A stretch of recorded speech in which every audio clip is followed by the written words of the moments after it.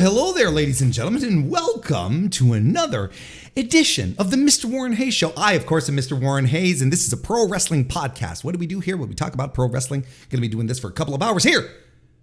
We record live every Tuesday night, but you're not listening to this live. You're watching this or listening to this later on demand, whether it's on youtube.com/MrWarrenHayes or on your favorite podcast application. Thank you very much for allowing me to regale you with some reviews this week. We got a big review show coming up. But hey, we do, like I said, we do record this on YouTube, and it was 7 p.m. Eastern every Tuesday night. If you ever want to pop in, want to come say hello, I'd appreciate it. I'd love it, actually. That would be great. And if you want to leave a like or a subscription right here, right now, that would also be tremendous. I'd appreciate the support a great deal. And same if you want to leave a 5-star review on Apple Podcasts or a 5-star rating on Spotify. Those things help out tremendously.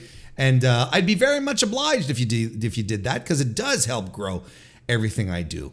And growth is good because we are in a capitalistic society. And no, we're not getting into that. Look, we always have the Mr. Warren Hayes Show Discord where there's wrestling discussion and watch-alongs and stuff that happens. You are all cordially invited to join. The link is in the description. We would love to have you with us on there as well. And you can also join me later on this week for my weekly Dynamite review, which I do on Thursdays, and my weekly Collision review, which I do on Sundays. So lots of stuff still to come here on the channel. So if you're a subscription, if you're a follower, if you're a member, hey, become a member of the Mr. Warren Hayes Show channel on YouTube, and then you get access to our weekly members only stream, which we do every Friday over lunch, where we talk about, explosive events that are happening just right then and there. And we also read through the Observer a little bit. So it's a good time. It's always a good time, but we're also going to have a good time here today on the podcast. CM Punk's been fired. We're going to talk about that. We're going to start off the show with that, actually. It's sort of kind of big news. But then we're also going to be reviewing All Out 2023 and WWE Payback 2023 as well. So we got a stacked show. Lots of topics to get through. Let's start. Let's go right ahead. Weekly Wrestling Inspection. Choo choo.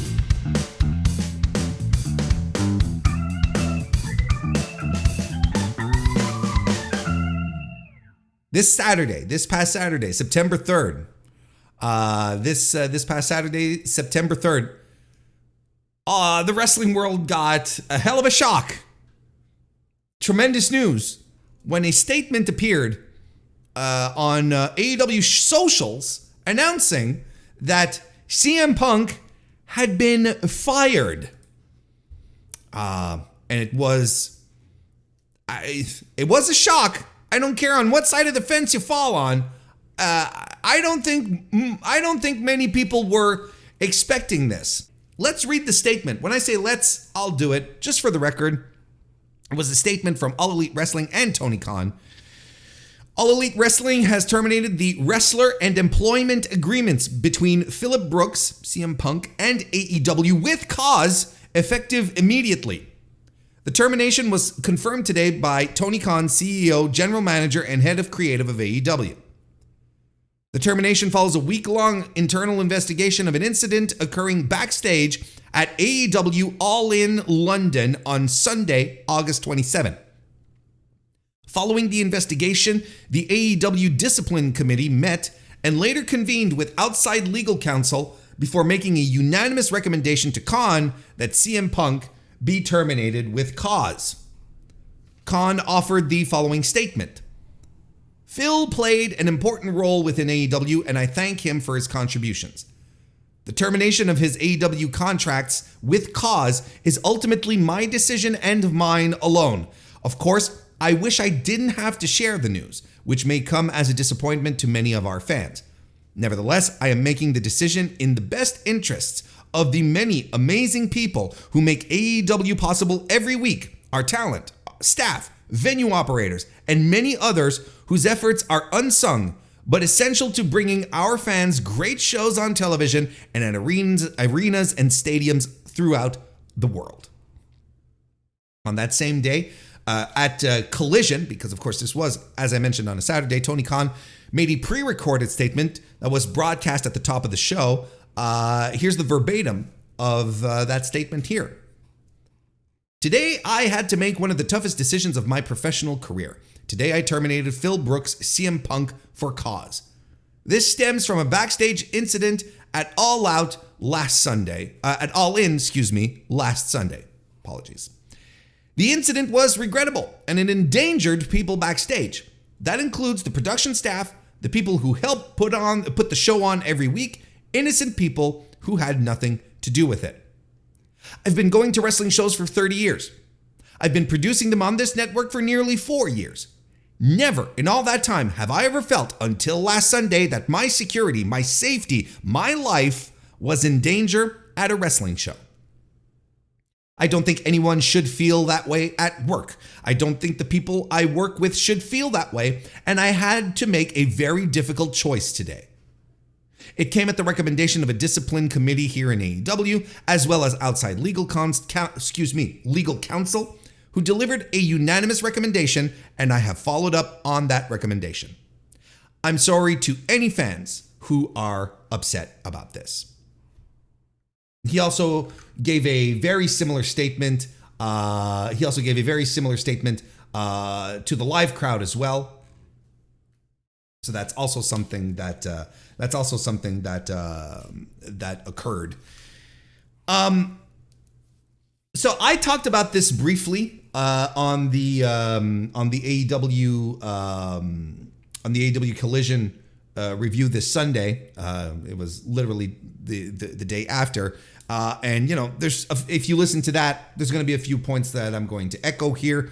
I applaud Tony Khan for doing this and taking the time to deliver the news and the exact status of CM Punk. And we cannot underscore this enough, that how important this was to ensuring that everything else that we could all just move on, get the news and move on.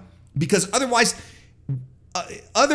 if we had still been in the dark, if you had been released or just ended up being missing, you all know what would have happened over the next weeks and months, and until there was any other kind of resolution, it would have just been speculation and nonsense,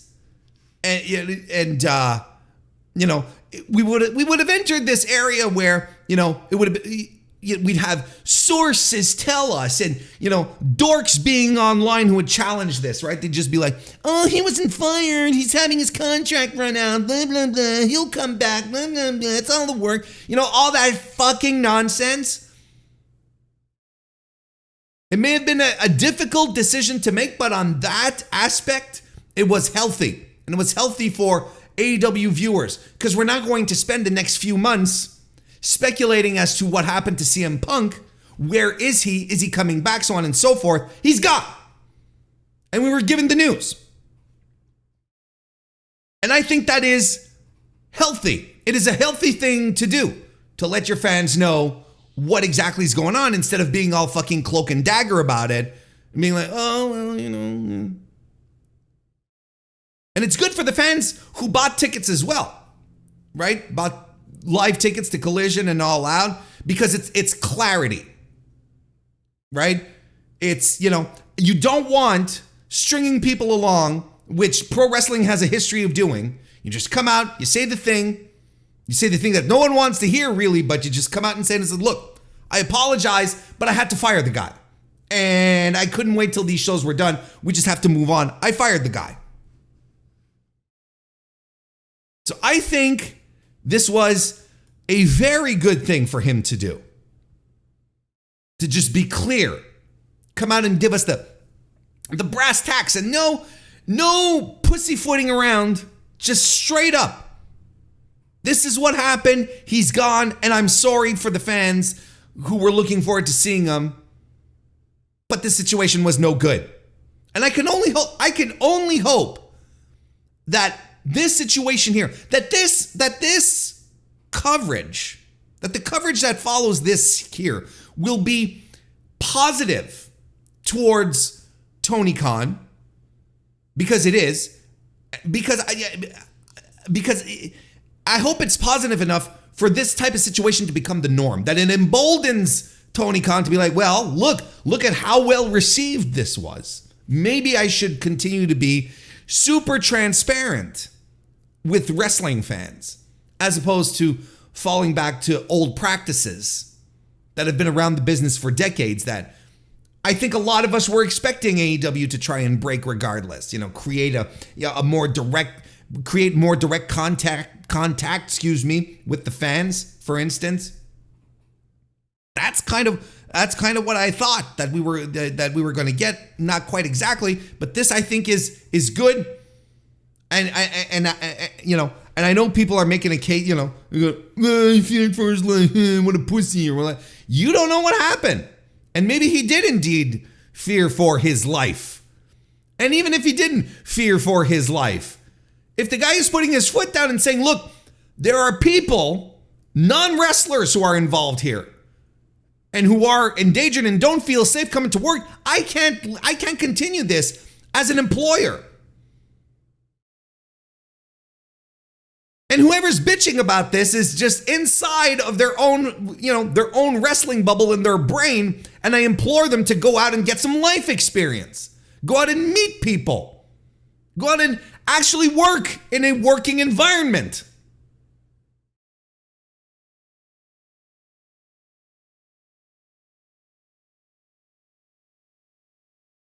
And this is important because he had to do this. He had to do something because, if there's one thing we can't do in this entire debacle since last August is let Tony Khan off the hook for what happened. Now, we're going to talk about, CM Punk and his actions in a little bit. And, I am not trying to de-responsibilize Phil Brooks for what he did, but Tony Khan absolutely has a lot of responsibility in what happened over the past month. Of course, again, I'm not going to pretend that I was privy to everything, but his leadership since the gripe bomb last year seemed soft and pliable because he never took a hard stance. He never, he sat there at the gripe bomb when CM Punk was trashing his EVPs, saying they couldn't manage a target, putting down the company he worked for.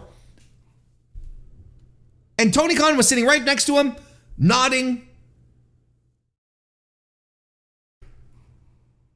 He didn't get everyone around a table to try and fix this, put his foot down and say, look, I pay all of you money to work for me. You're going to do what I ask. I'm the boss.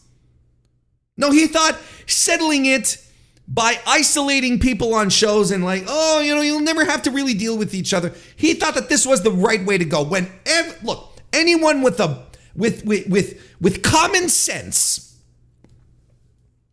I don't want to go too hard here, but anyone with common sense knew that this situation would be untenable, would not work out, and that we would be right back to another situation, because when it comes to CM Punk, I've said this multiple times, myself and a bunch of other people who have who have the pulse of what's going on. When it comes to CM Punk and blowing up, it's never a question of if, it's a question of when. So it was inevitably going to happen. So he never, put on his boss pants and decided to do something about this. He thought just keeping people apart would work, and it wouldn't. And we talked about this, and guess what? It didn't. And his lack of leadership, taking a stance, punishing people and whatnot, led to Punk think he can do anything, that it doesn't matter. It led to the Bucks saying, no, we absolutely do not want to do anything with this guy forever and ever. Put him over on his own show, leave us alone. This entire year that we have gone through with AEW, because we're very close to a calendar year. He was fired, he being CM Punk, was fired 2 days before the 1 year anniversary of the Gripe Bomb. Just 2 days. So it's almost a full calendar year. All of this would have been avoided if decisions came from the top that could have made this situation all the more tenable and manageable, but they didn't. Because this ultimately, there's shit happening backstage, that's one thing. But ultimately, this bled into weekly television. It bled into your appreciation of the product because of all the secrecy, because of all the cloak and dagger, because of all the, we can't talk about it and so on and so forth, and no firm decisions being made and people being babies with each other.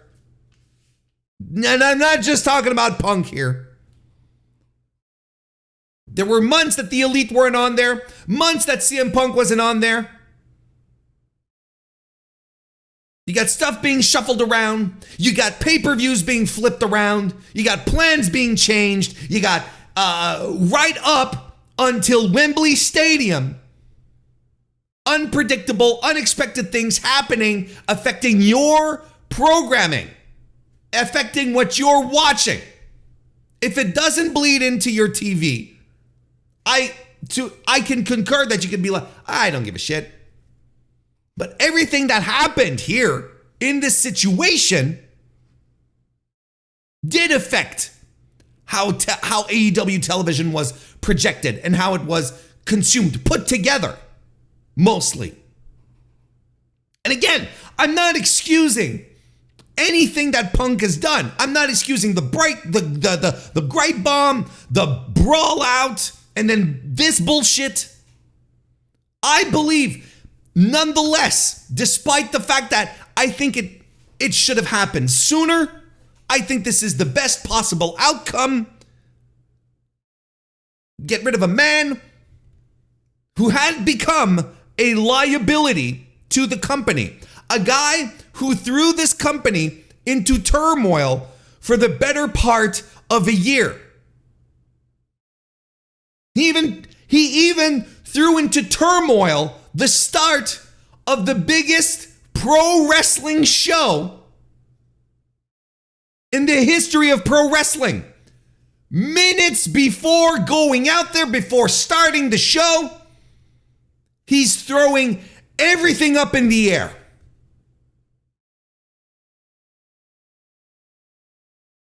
And not just this. Look, let's reminisce a second here. Previous to that, he hijacked a segment of live television programming on a Wednesday night to settle a score with Adam Page, giving the impression that there was a program between the two, but there really wasn't, right? You recall what this is all about, right? The Adam Page, Adam Page doing the workers' rights line, right? That he uttered to Punk during a promo on the Go Home show to Double or Nothing 2022, and the workers' rights line, was allegedly a remark regarding Colt Cabana being sent to Ring of Honor and Punk having something to do with it. Now, this is something that both Punk and Tony Khan have outright denied that that's not true. But this was the impetus for Adam Page to say the line.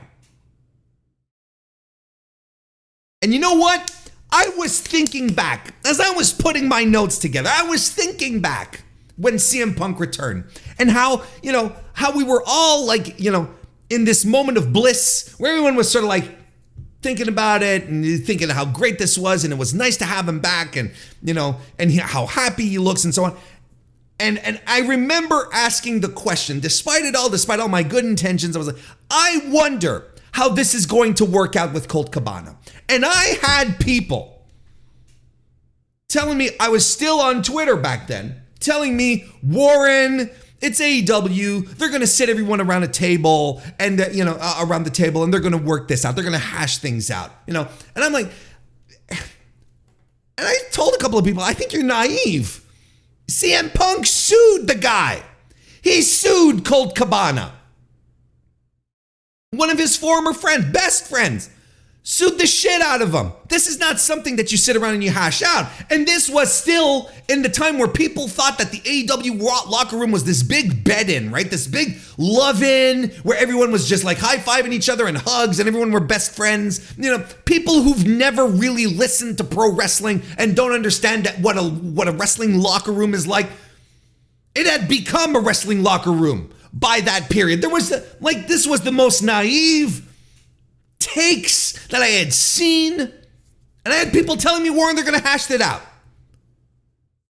There was no way for them to hash this out. There was legal implications. They were sued.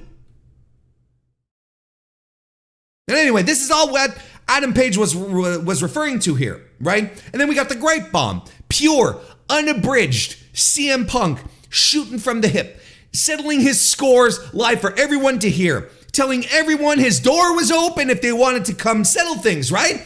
And then what happens? The Elite do, Kenny Omega and the Bucks go, and there's a fight, right? Because this is, again, the essence of CM Punk. He'll tell you one thing. He'll say, oh, I'm a cool guy. I can handle this. But then he can't. He gets suspended. The Elite gets suspended. Then there was the situation around the Warner Bros. Discovery upfronts. You remember that? And how CM Punk wasn't on the materials, right? And you even had, people from WBD saying CM Punk is not officially is not affiliated with a Collision in any way. You remember that? Then the rumors of Ace Steel's employment, him showing up backstage at Raw, throwing Chris Jericho under the bus with a meltdown post on Instagram. Then conducts an interview with Sports Illustrated before the debut of Collision, taking shots at Adam Page again.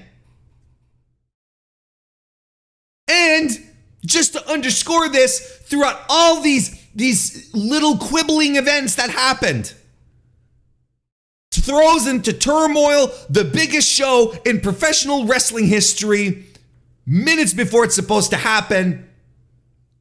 It was never a question of if, but a question of when.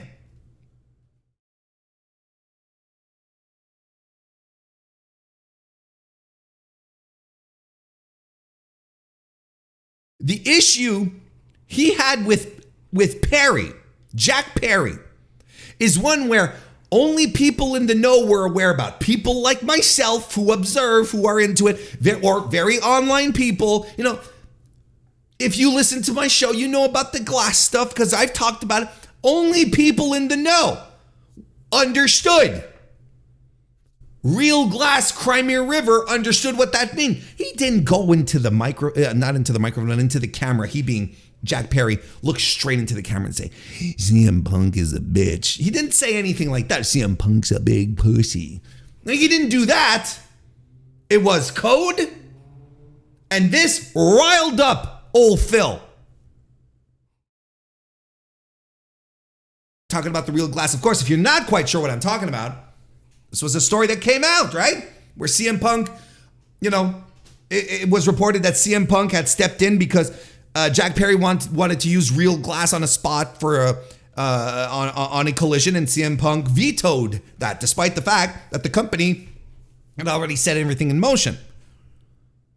So Perry might have felt aggrieved because maybe, he might have felt that the Real Glass story that painted Punk in a very good light, the good veteran, might have painted Punk in a really good light at the expense of Jack Perry, who looked like a goofball.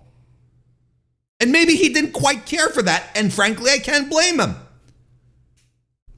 Perry, by the way, is indefinitely suspended. And it's hard to feel bad for Punk in this situation, because he's done this in the past. Like I said, he did it to Hangman Page. Not once, but twice. Did it a second time. He did it a second time when he, on a post-match promo, the peg warmer promo, the counterfeit Bucks line. Like, Punk is real chill doing that kind of shit to others, but when others do that for him, hey, you got a problem, pal? Do you think we need to step outside, pal? If he can deal it, he should be able to take it. Take the heat or get the fuck out of the kitchen.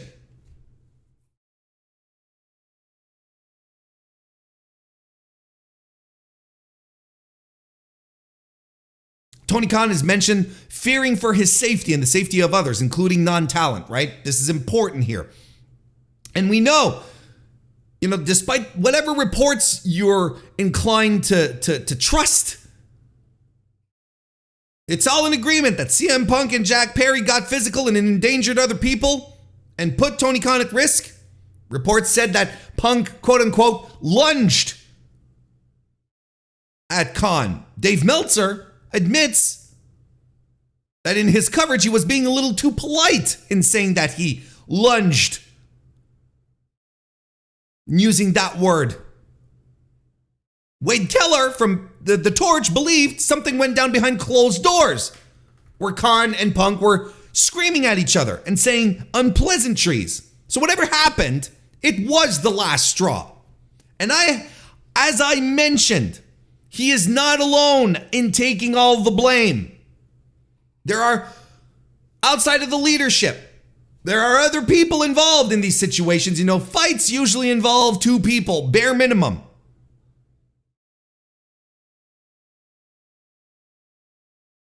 And it could have been handled better. And I think if there had been true leadership, this entire bullshit could have been avoided. I really do.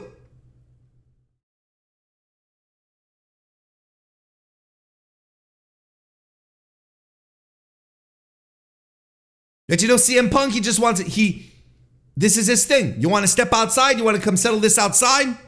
Not all wrestlers think this way. Look, I was listening to the Voices of Wrestling guys recently, their instant reactions after All Out, and where they were talking about this, and they reminded me of a story about how CM Punk tells a story where he and The Undertaker got into a disagreement, threw hands, and then everything was okay. They shook hands and they moved on. But not every wrestler's like, this is not 1987 anymore.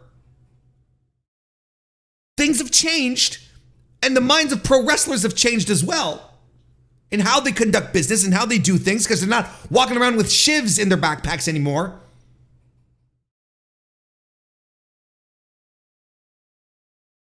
And I don't know what to tell you, because there's a pattern of multiple examples, not just over the past year, 18 months or so, but within CM Punk's history. Getting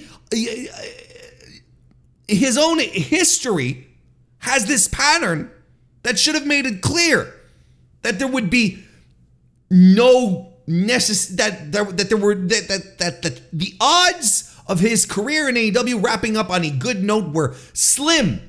And again, I can't say enough how hopeful I was, and many other people were, when we saw him come back. Saw him coming back with a big smile on his face at the United Center, feeling light, being, heartfelt, saying how much he missed it. And I have no doubt in my mind that CM Punk missed pro wrestling. I have no doubt in that. And we were all hoping, we were all crossing our fingers. Is he a changed man? He's been 7 years away. Maybe he has. Maybe he has changed. You move away from something that you really felt good about. You lose it. You find it back again. You're like, this is going to be different this time. And he's talking about,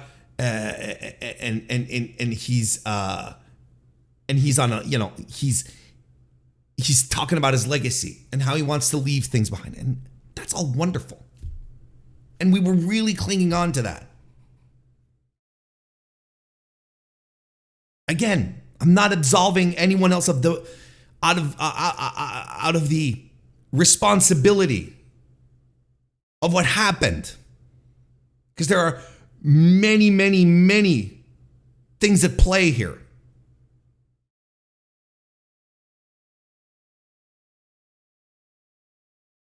I'm going to tell you one thing. Whatever, we can go back and do so many what ifs. What if Tony Khan had put on his big boy pants? What if, everything had been settled out? What if the elite would have been okay for him, with him sitting around to talk, all that stuff?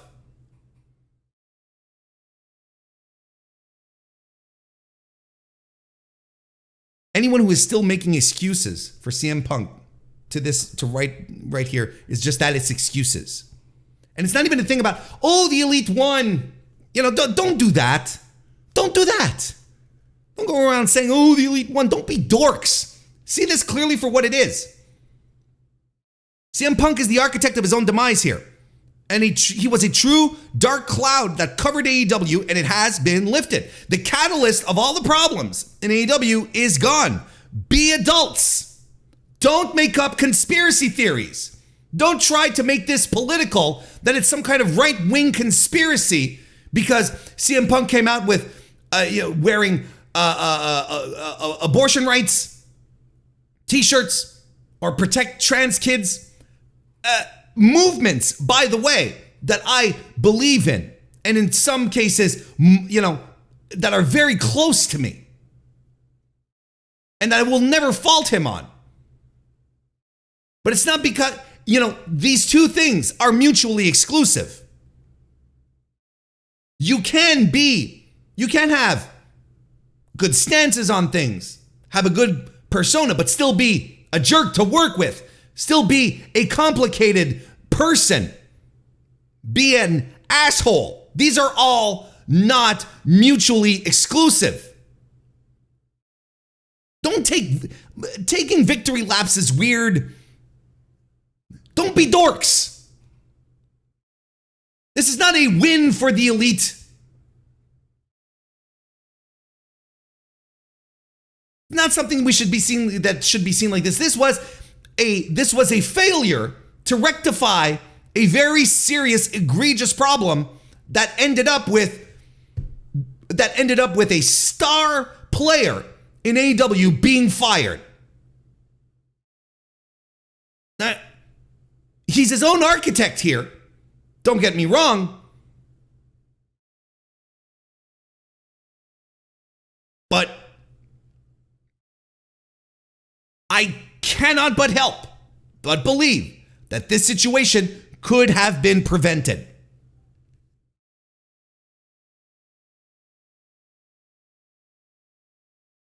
So what does this hold for the future? What does this hold for CM Punk? Will he go to WWE? Oh, maybe. We've heard that there were even plans being discussed, being thrown around. And, he'd go to WWE, tried maybe to get a buyout out of his contract, go to WWE and feud with Kevin Owens. Kevin Owens, who, by the way, was one of the guys that had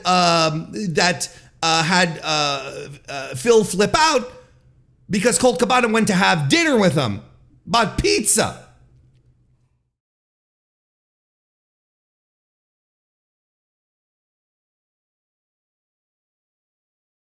I mean, he could go to WWE, and you know what? Even when we were talking about this after the Gripe Bomb, if he does leave, let him go to WWE. Let them take care of him. Let him be their problem. And at this point, I don't care if I don't see Phil Brooks on my wrestling programming ever again at this point. And if he's on WWE, he's pretty much going to guarantee that. So that's fine. It's all fine. So if he wants to go there, it's fine. I still think he does not like Triple H, and Triple H does not like him. And Triple H is in much more of a position of power in the company now than he was back then. But time heals all wounds, I've been told. Sometimes there's examples that pop out that kind of make you believe the opposite, but this is where we're at.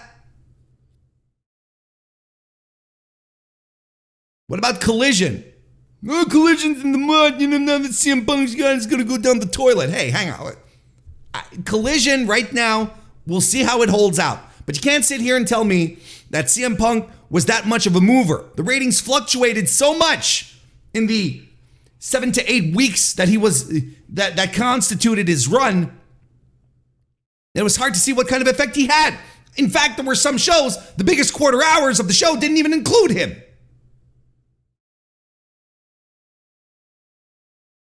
And now that college ball is about to start, people are going to get very much into their feelings about this, right? Oh, they're going to get so much into their feelings. They're going to look at the ratings with the college ball and say, this would never happen if Phil would have been around. I'm like, sure. Whereas when Phil was there, everyone was in agreement that Collision was going to face some very stiff competition, was probably going to get slaughtered. Oh, now that Phil's gone, it's doomed. Okay. I'm excited to see this. And it's not as if the Collision shows were filling up. It's not as if Phil was selling out every building, because he wasn't. It's a shame because we'll never really know just how much diminishing returns Phil was. Because he didn't indicate tons of success. I didn't see more butts in seats. I didn't see a huge divide between Collision ticket sales and Dynamite. Some weeks, sure, but overall is what I'm talking about. It's very much in the average of the company. If Phil was this tremendous megastar that he was the only guy who could make this happen, how come Collision wasn't filling out every week? Or close to? Why were we doing 5,000 tickets in 10,000 seat arenas? For instance.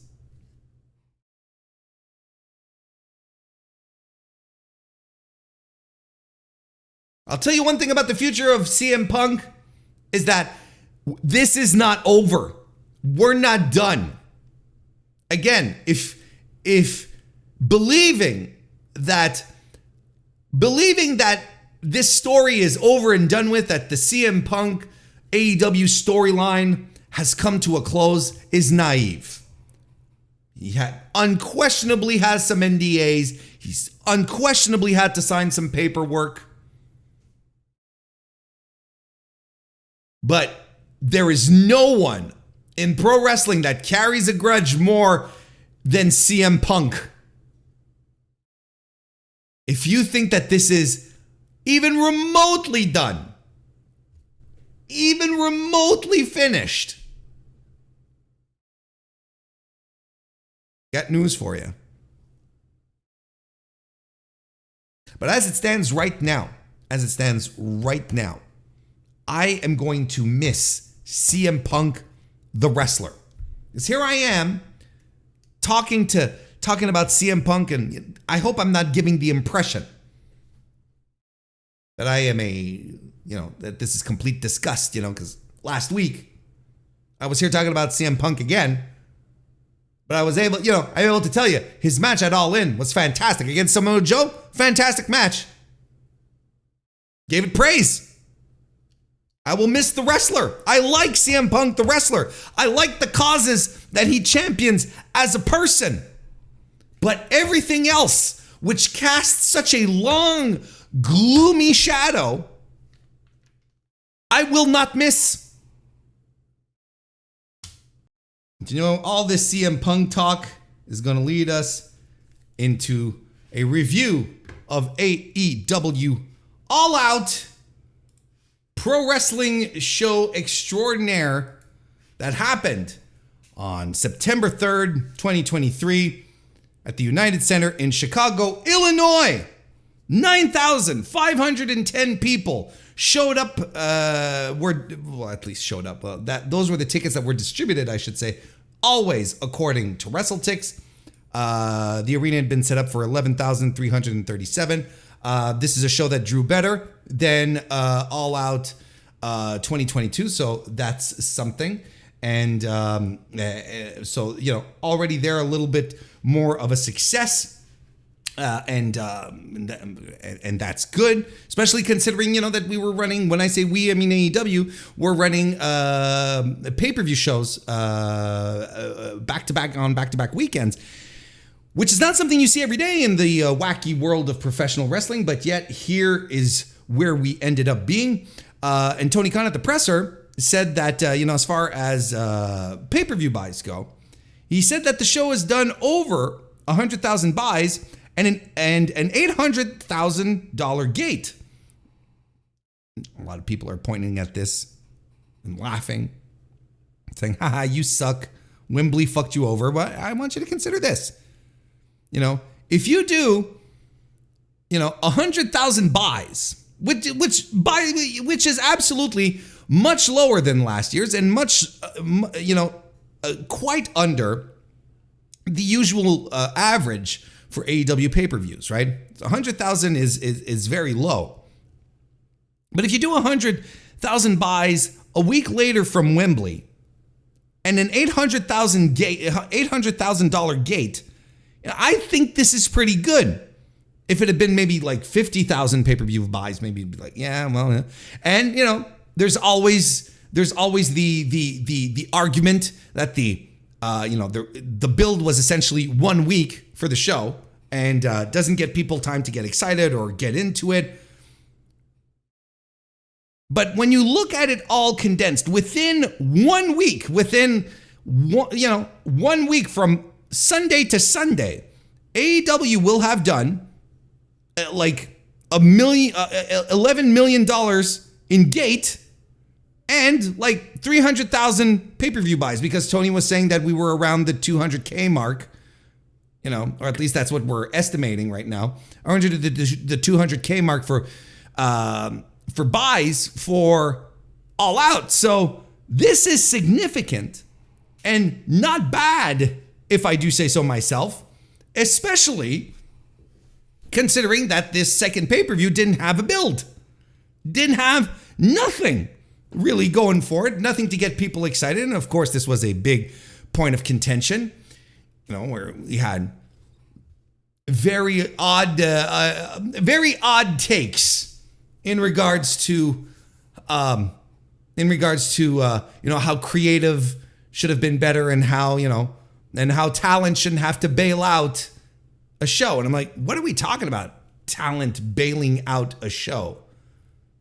The talent is going to perform whether there's a build or not, whether their shows, whether their matches are have a 3-week build, a 4-month build, or a week build.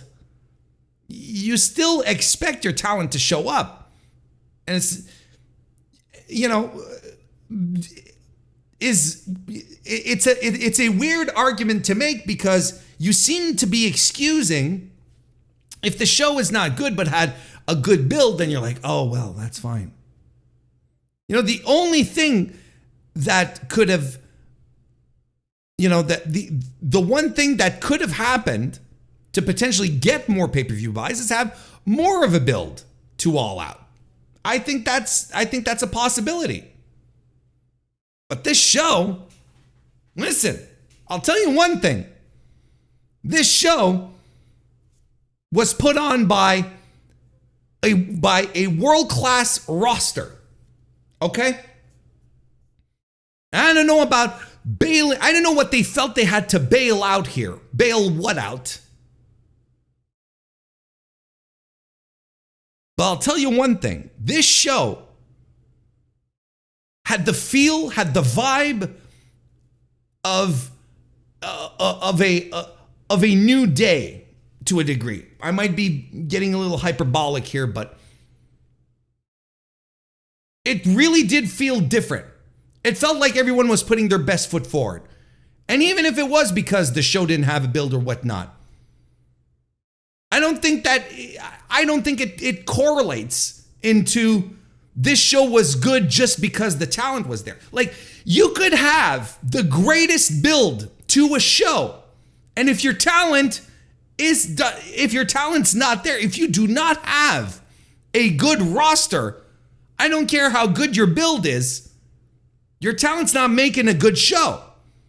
The thing with AEW right now is that it has quite possibly the greatest collection of wrestling talent that has ever existed in pro wrestling. It's from top to bottom. It's just a quality group of people from A to Z. So, build or not, expectations or not, I don't know who's build or not, expectations or not, I don't know who was expecting this roster on this night with these people featured. We're going to do anything less than show up and deliver, because that's what they did.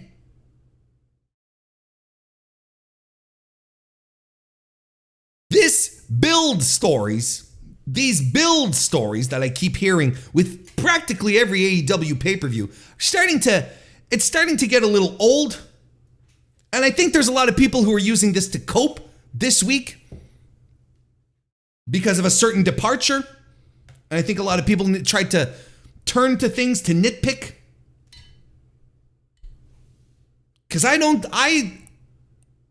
don't see, this is the weird thing, is when I see arguments saying the talent bailed out this terrible show. I'm like, what are they bailing out? They work for this company. They're not coming in here as a favor.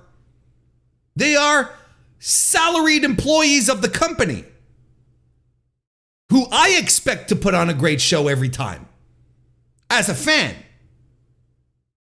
Because I'm giving them my time. I'm giving them my money in the case of pay-per-views. So yeah, I expect them to show up, build or not. Now, could the build have been more interesting, more focused? Sure. Is this what we're going to talk about? Moving on. Is this how we're going to remember All Out 2023? The build could have been better. No. You know what I'm going to tell you how we're going to remember 2023, All Out 2023? We're going to remember All Out 2023 for being one of the greatest pay-per-views of all time. That's how we're going to remember this show. In a year, in 3 years, in 5 years, no one is going to be saying, yeah, All Out 23, great show, but what a terrible build. No one. In 5 years, in 10 years, when they're doing retrospectives, that's what usually a retro thing is, right? When we're going to look back at this show, we're going to talk in awe of the show. We're going to talk how seminal it was, how important it was, because it was a turning point in the company. But no one is going to be tweeting Anthony Bowens to tell him, creative let you down. You bailed out the company. No one is going to be talking about that. No one is going to be talking about the build.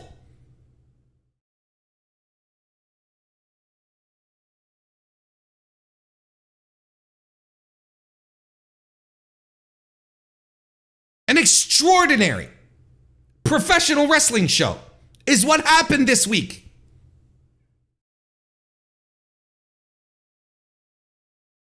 King of the North, nice to see you, member of the MrWarrenHayes Show channel. Good to see you and welcome. I don't have many thoughts about the pre-show. I thought the pre-show was fine. We'll go through the results. Adam Page won the over-budget charity battle royal. Ended up giving $50,000 to a school, an education foundation in Chicago, local. Made a couple of quips about that on BTE this week. I'm going to tell you what I thought was weird. Okay, weird, but also I understand, but still weird. I thought it was weird that Adam Page did not come out later in the show to announce the charity that he was giving the money to. Now, were they risking bringing him out? Did they avoid risking bringing him out to not get boos from the crowd? That could be a thing. At the same time, I'm like,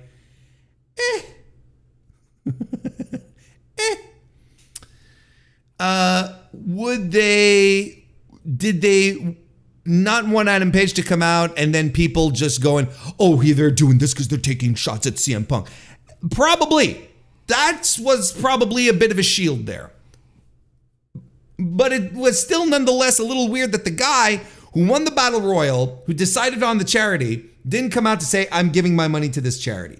Oh, yeah. I'm just, again, it's not that big a deal, but it did make me think, made me ponder. I think they did it for just to protect Paige from stuff, right? Just to protect Paige from stuff. But look, I'm seeing it in the chat right now. Adam Page, what are we doing with him on the pre-show? I'm completely with it. Like, I don't understand why he wasn't on the main show. But, look, he's supposed to have a segment on Dynamite this week. I think we're ready to move on. I mean, we got to get Paige back into the mix here. This is ridiculous. Even in Chicago, despite it all, tremendous positive reactions for the Hangman coming out at in a potentially hostile town.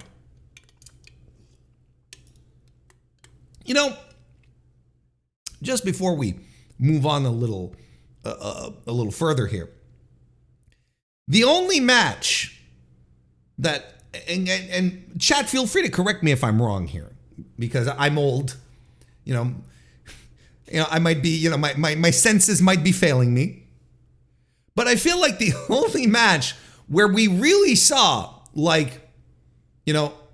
pro CM Punk reactions coming through, at least on pay-per-view, was during the FTR Bucks match, right? I think like everywhere else, it was very muted. It was very soft. I was expecting good old-fashioned WWE style CM Punk chants throughout the show. We did not get that. There was a Cry Me a River chant, but I mean very pro Punk.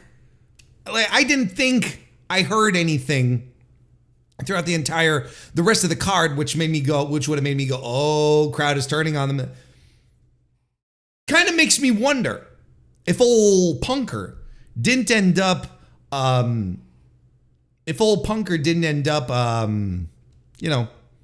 turning some of his base against him with all the shenanigans. Maybe the people of Chicago, maybe the second city, they're a little fed up at the shenanigans. Anyway, let's move on. Hikaru Shida, Sky Blue, and Willow Nightingale defeat Athena, Diamante, and Mercedes Martinez. That was fine.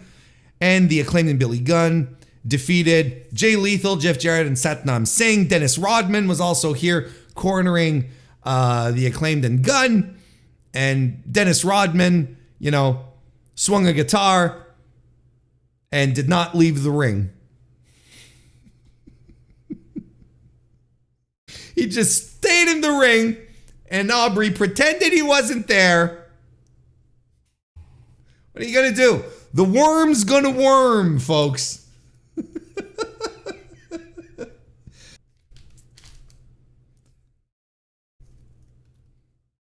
Then we opened up the show, officially the show. No one got into fights that we know of.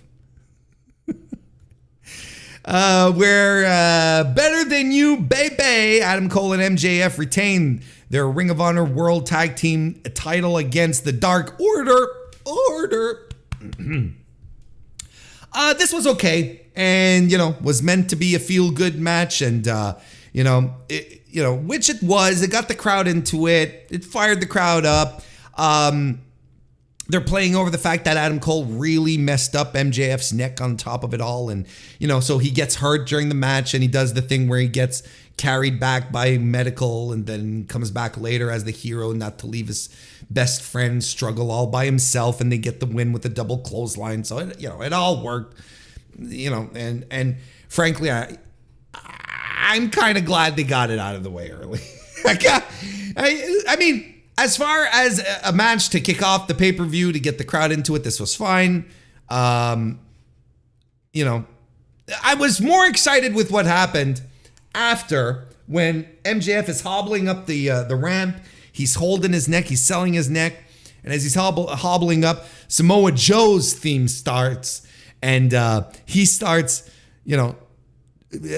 stomping his way back down, and he gives the little shove to MJF on the ramp as he walks past him. Not unlike a certain NXT video from, 5, 6, 7 years ago.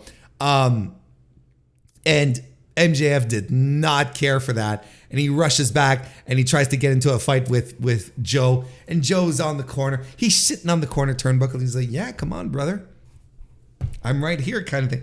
Joe is just he has found his aura again. He is cool as hell. And no one in this company is cooler than Samoa Joe. Just a big, bad, angry motherfucker. And I love him for it. And I love the angle. You don't need fucking kangaroo kicks and shit like that. You don't need, fucking, spicy hot vignettes and fucking bloomin' onion jokes. You just need this here. You just need this right here. Fantastic. I am not respecting the kangaroo kicks, chat. This led into the Ring of Honor World Television title match, where Samoa Joe defeated Shane Taylor. I thought this was pretty good. Nothing to tear down the house. Nothing to spend 15 minutes discussing on your podcast, but good enough. Shane Taylor does a rope-assisted stunner on Samoa Joe, which was really cool. Big slugfest between the two. Joe does the senton covers and is shocked when Taylor kicks out at one. Multiple knee lifts and a Coquina clutch get it done for Joe. Yeah, for what this was fine. Very, very fine. I enjoy Shane Taylor getting bigger opportunities too. Don't get me wrong. I think there was a lot of good in this. And it didn't overstay its welcome. Like, there's nothing inherently wrong with this. If they had kept this up at this pace for 12 minutes, maybe I'd be quibbling over it a little more. But as it stands, this was fine. AEW TNT title match had Luchasaurus successfully retain his title against Darby Allin. Now we're starting to cook. It was tremendous and brutal. Where, of course, Luchasaurus, what did he do? He started throwing Darby Allin around. And Darby blades early on top of that. He gets crushed under the steel stairs by Luchasaurus, which I still think is a pretty fun spot. Darby Allin sits Luchasaurus on the floor a little later on, goes up top, lands a somersault senton. Luchasaurus does a tremendous German suplex where Darby Allin seems to land square on his head. Just fantastic stuff. Christian Cage gets involved as well, tries to get Nick Wayne to throw in the towel for Darby Allin, but he eats a suicide dive for his problems. Avalanche code red by Darby Allin. And Luchasaurus ends the match with a tombstone. Stands back up, still holding the tombstone position. We've seen him do this before. Lands another tombstone. Stands back up again, holding on to the tombstone position, but instead launches Darby Allin into a corner, then lariats him in the back of the head for the win. Tremendous stuff. I thought this was strong as hell. And just the perfect opponent for Luchasaurus here, Darby, of course. Letting himself be thrown around. I think a lot of people were disappointed with this. But in all objectivity, Christian Cage is doing tremendous work with this TNT Championship angle. Why would you want this to stop? Just tremendous stuff. So this starts to get your blood flowing. You're starting to get excited. You're like, oh shit, this rules. Now we're starting to cook here, folks. This leads us into Miro defeating Powerhouse Hobbs, which is exactly what you thought this match would be. The two big guys just slapping each other, laying into each other, heavy brawling, landing power moves. And then the crowd just gets into it so much. They're chanting meat, as in big meaty men. They're chanting beat that meat. They're chanting meat forever. The crowd is outstanding here. This is one of these instances where a pro wrestling crowd just elevates a match. You know, I think I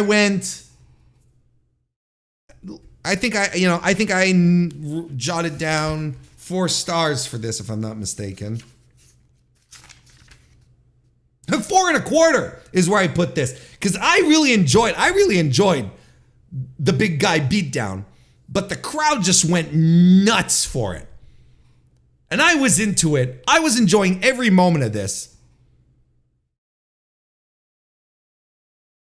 Hobbs finally taps out to the game over, the camel clutch. And then the big surprise happens on the the Tonytron, as we like to call it here. You see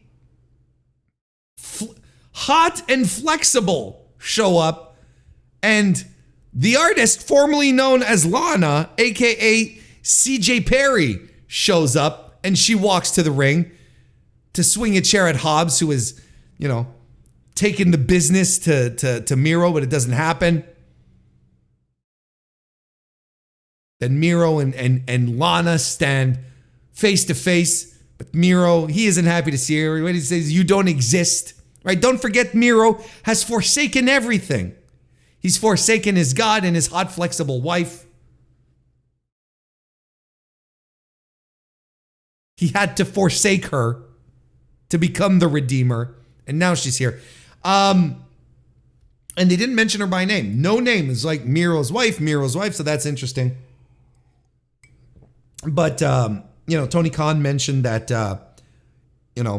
FKA Lana is not under, any kind of deal or contract. So it might be just a couple of appearances. But, look, if they want to do the gimmick, okay. If they want to do the gimmick of Lana and Miro again, and they want to do that, and they want to reunite that, and it's okay, that's fine. And I'm sure, there'll be people who'll be super excited about that. But like for me, it does nothing, and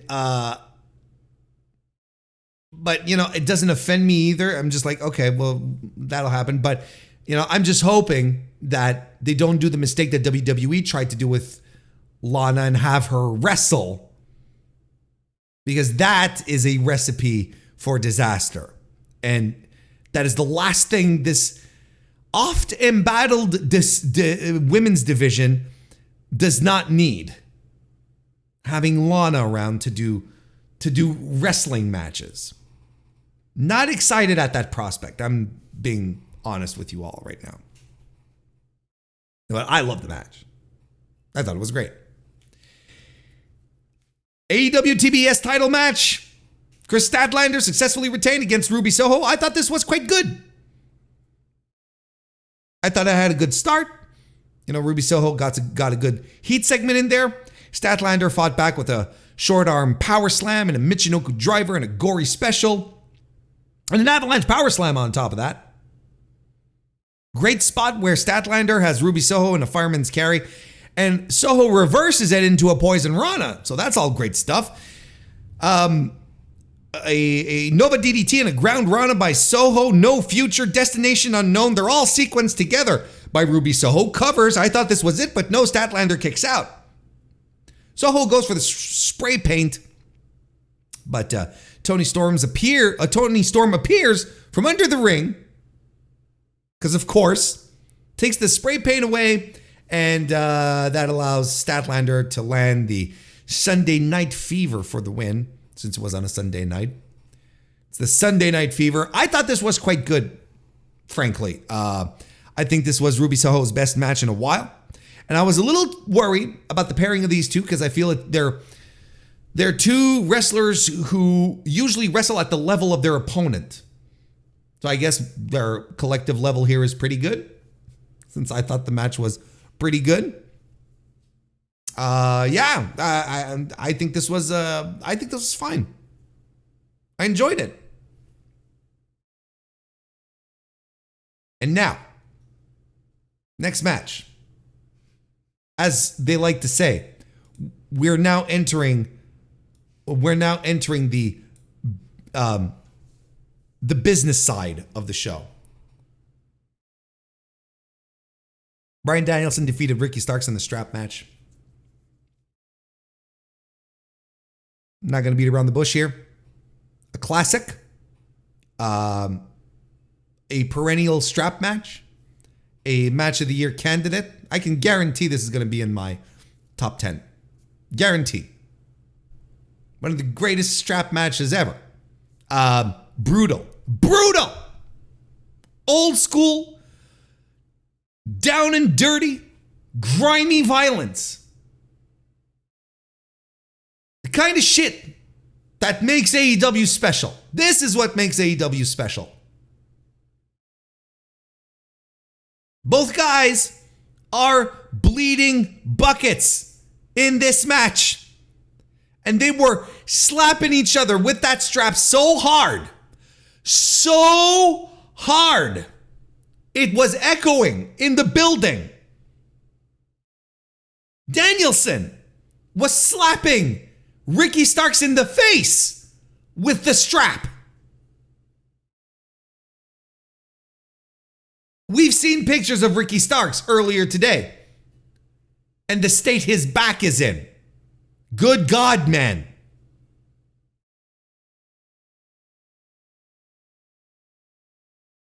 Ricky Starks dug deep in here and showed us stuff that we hadn't seen from him yet.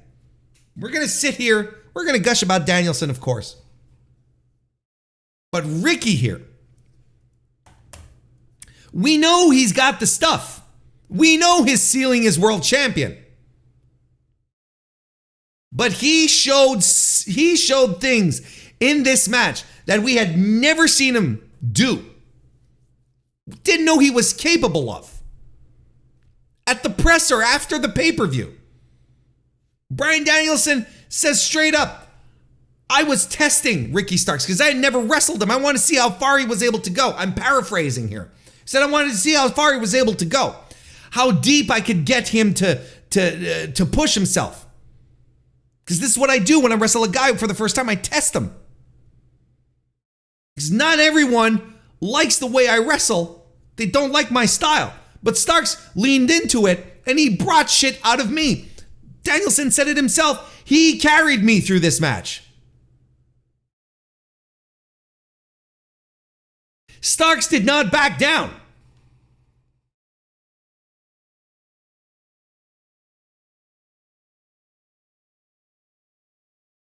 Danielson tries to put him away with the label lock. I love this finish so much. He's trying to put him away with the label lock. It's not quite working out. So not even quite working out. It's not even that. He locks it in and like 3 to 4 seconds later, he's like, hey, what the fuck am I doing? And he wraps the strap around Starks' neck, pulls back, chokes him out. What a fucking visual on top of that. Ricky Starks struggling for air. Danielson, just looking like he's straight out of a slasher film. Absolutely outstanding. He put over Ricky big time in the presser and in this match. But Starks has so much credit here because he brought things to the table in that match that we had not seen him. I had not seen that we had not seen him do previously. That's what I'm trying to say. And if the match he was supposed to get was against CM Punk, if the match he was supposed to get was against CM Punk, because that is a plausible theory, especially with the promo that he cut on Collision saying There's always obstacles thrown in my way and I always have to start over and so on and so forth. It kind of feels like the plan was supposed to be him and Punk at the pay-per-view in the strap match. I can tell you one thing. Wouldn't have been the same match. Wouldn't have been the same type of match. Wouldn't have been the same outcome. Wouldn't be the same reaction. Imagine CM Punk in this match versus what we got. I'd say Ricky got the good end of the deal here. He flipped the pillow over, ended up on the cool side of the pillow here.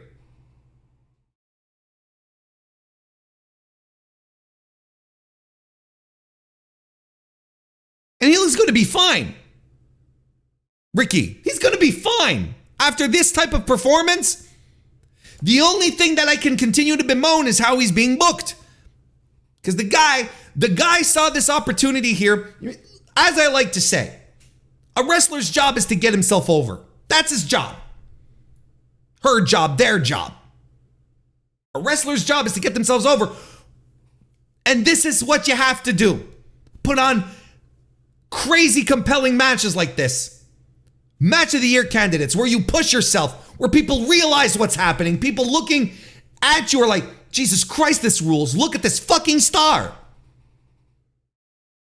Now, there's a guy with a pencil on the other end, making the calls, making the decisions. He's got to be in on it too. But Starks is not at fault here. However they're handling his booking, it's not because Starks is slipping, because Starks is not living up to expectations. The feud with Jericho was fantastic. This was fantastic. We got to stop fucking around with Starks.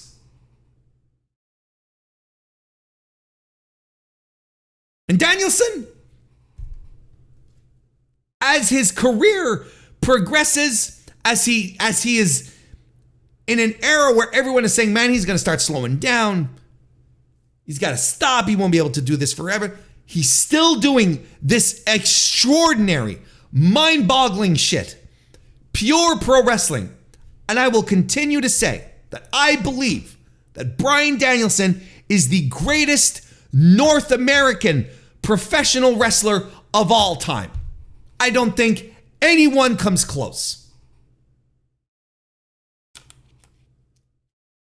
Tremendous stuff. 5-star, 6-star, whatever scale you want, break it.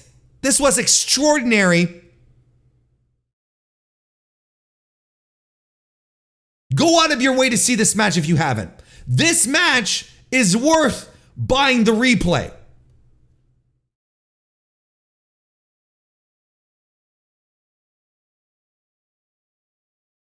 Then we had Claudio Castagnoli and Wheeler Yuta defeating Eddie Kingston and Katsuyori Shibata. They had the awful task of following up on following up after Danielson Starks. But this was a good match. This was another very good one, a fantastic one, a great one. It worked, it delivered. Castagnoli, of course, avoids Kingston for as long as he can in the match, and that's part of the charm of all of this here. Shibata starts off the match with some grappling and being in control. And Shibata and Claudio, they go corner to corner, pummeling each other until Shibata hesitation drop kicks Claudio. Fastball special by the Blackpool Combat Club guys. Shibata grapevines Wheeler Yuta's legs at some point and then gets Claudio in an ankle lock at once. That was pretty fun. Eddie Kingston, of course, does the machine gun chops and the exploder. Hard hitting offense all around by everyone, really. Kingston and Claudio finally fight it out. It ends with a neutralizer by Claudio. Shibata locks Wheeler Yuta in a sleeper, though, across the ring when it's time for the finish. Eddie Kingston runs up to Claudio, who nails him with a European uppercut, covers Kingston and gets the win. McGuinness was putting over big time how Claudio just won the match with a European uppercut. He's like, my God, this man just ends the match with a European uppercut. I don't think I've ever seen this. It's good stuff. As far as a cool down match goes, this is one of the greatest we've ever seen. I agree, chat. Good stuff. I enjoyed this. Look, I think it's inevitable that we're building Claudio versus Eddie at the next Ring of Honor tape, right? Don't we all agree? I think we're all in agreement on this. That this is good. And I find like Shibata's doing more and more and more stuff in the ring as we see him more and more, right? He's not as tentative as he was just a year ago. I think like he's getting a little bolder. He's trying some stuff out a little more. Of course, no one's dropping him on his head, and they should not. Good match. Great match. Speaking of great matches, Kensuke Takeshita defeated Kenny Omega. This was tremendous. Again, an excellent pro wrestling match that was pretty much what everyone expected out of this match. Big moves, big strikes, big moments. It's for sickos, for people who like big match, big moment, big strikes matches. For y'all sickos, this was it. Takeshita drops Omega on his head with a backdrop driver, and already the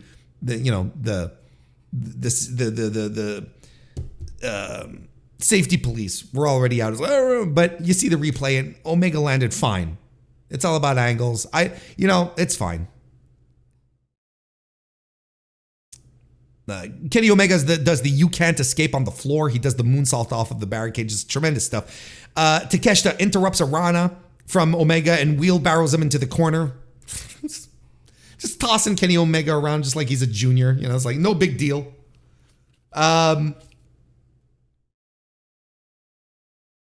He does a brain buster on the floor.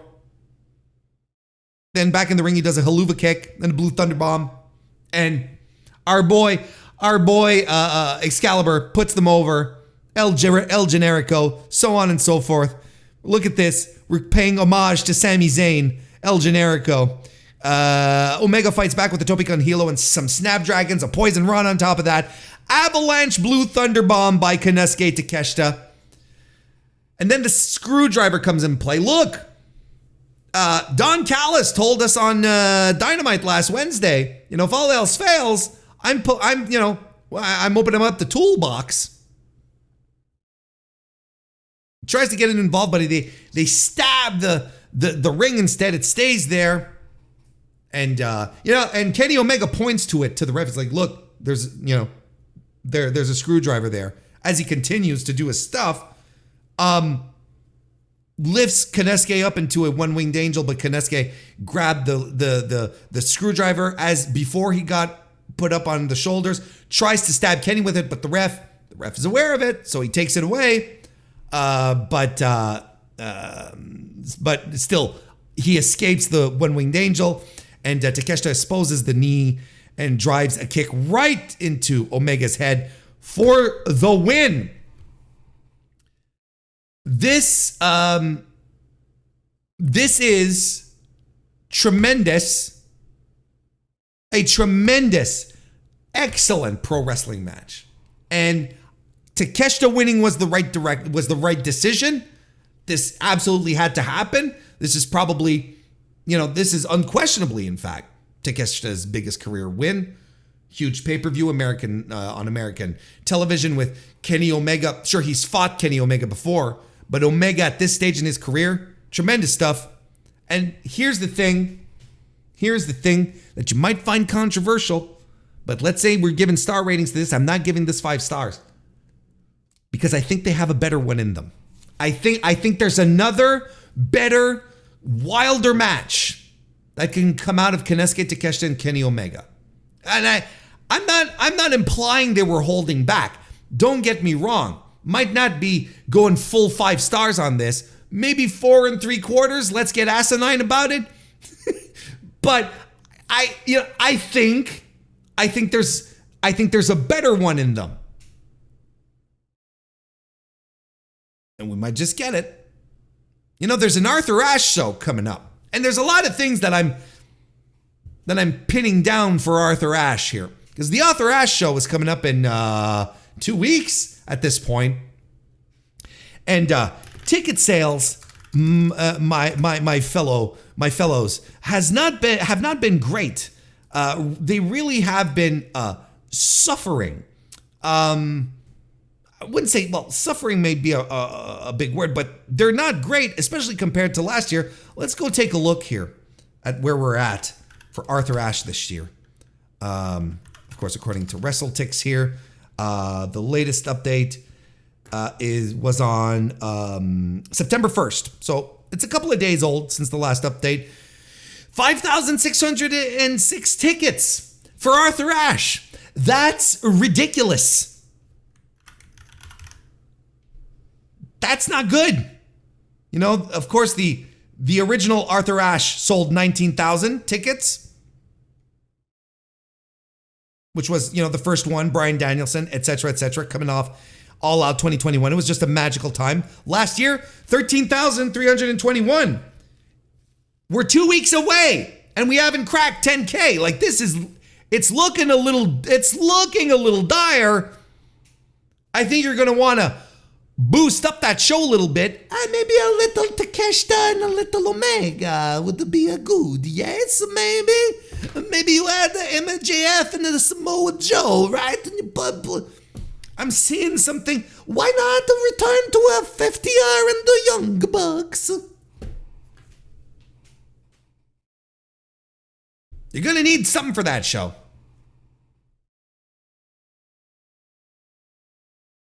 See what happens. But listen, other than that, like outside of any business considerations at this point, you know, I'm sitting here, I'm watching this show, I'm going nuts, I'm loving it. I've already shed tears during the strap match, texting my fiance, telling her I love pro wrestling so much. And then I get Takeshita and Omega putting on just an outstanding piece of business. Time for the burger bundles for Arthur Ashe. Justin Firestein, nice to see you, pal. Welcome back to the show. Look, I think this was the right decision to put Takeshita over. This is what he needed to do. What they needed to do, and we have to continue building on this momentum. You know, I think what you should do, if I'm booking this, I'm having Takeshita go on a reign of terror at this point, and he's just facing Jay Brones and prelim dudes, and then you have him fight like a lower mid card guy that everyone likes. Yeah, Trent, put him in there with Trent. Trent can work the style. Trent doesn't give a shit if he wins or loses, and everyone loves Trent. Just have him beat the shit out of Trent. You're gonna get a good match out of it. On top of that, you know, this is what Takeshita needs now. We need to start leading into this a lot more. Bullet Club Gold defeated FTR and the Young Bucks in another great match. From the strap match moving forward, just everything excelled. It's not even just a question of, oh, the matches were great. They excelled. This was tremendous. And I thought the Young Bucks were incredible here. And I'm not the first person to point it out. But I am going to point it out. Just because I have no personality of my own. And I follow what everyone else says. The Bucks were tremendous. And they were inspired. And you could tell that they were in a celebratory mode. And they weren't being dicks about it. They weren't, being outwardly, they weren't being, at first, of course, Matt Jackson is one of the greatest trolls in pro wrestling. And of course, he does a little bit of that. But he abandoned it for the rest of the match. Like, he focused on the match and on he and Nick delivering just outstanding stuff. That's what we're talking about here. Rejuvenated, refreshed, re-inspired Young Bucks. Motivated. And that's when the Young Bucks are at their greatest and at their best. Because this was tremendous stuff.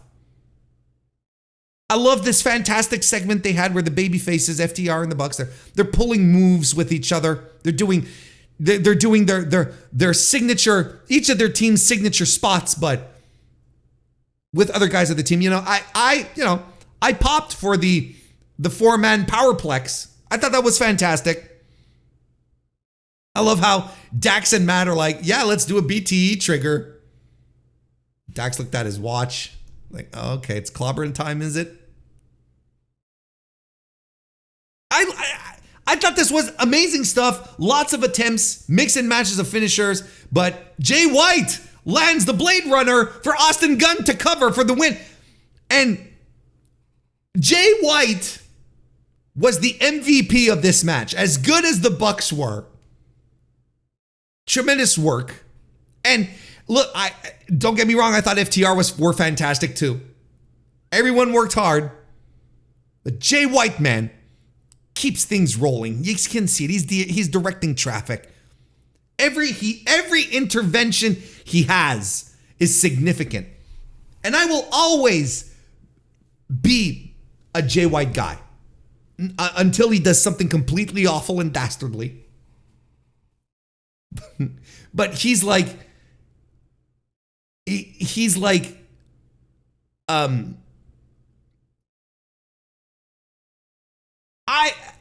there was a time that I didn't get Jay White in New Japan. I thought, who is this guy? I don't like him, so on and so forth. But he won me over. He's one of my favorite pro wrestlers.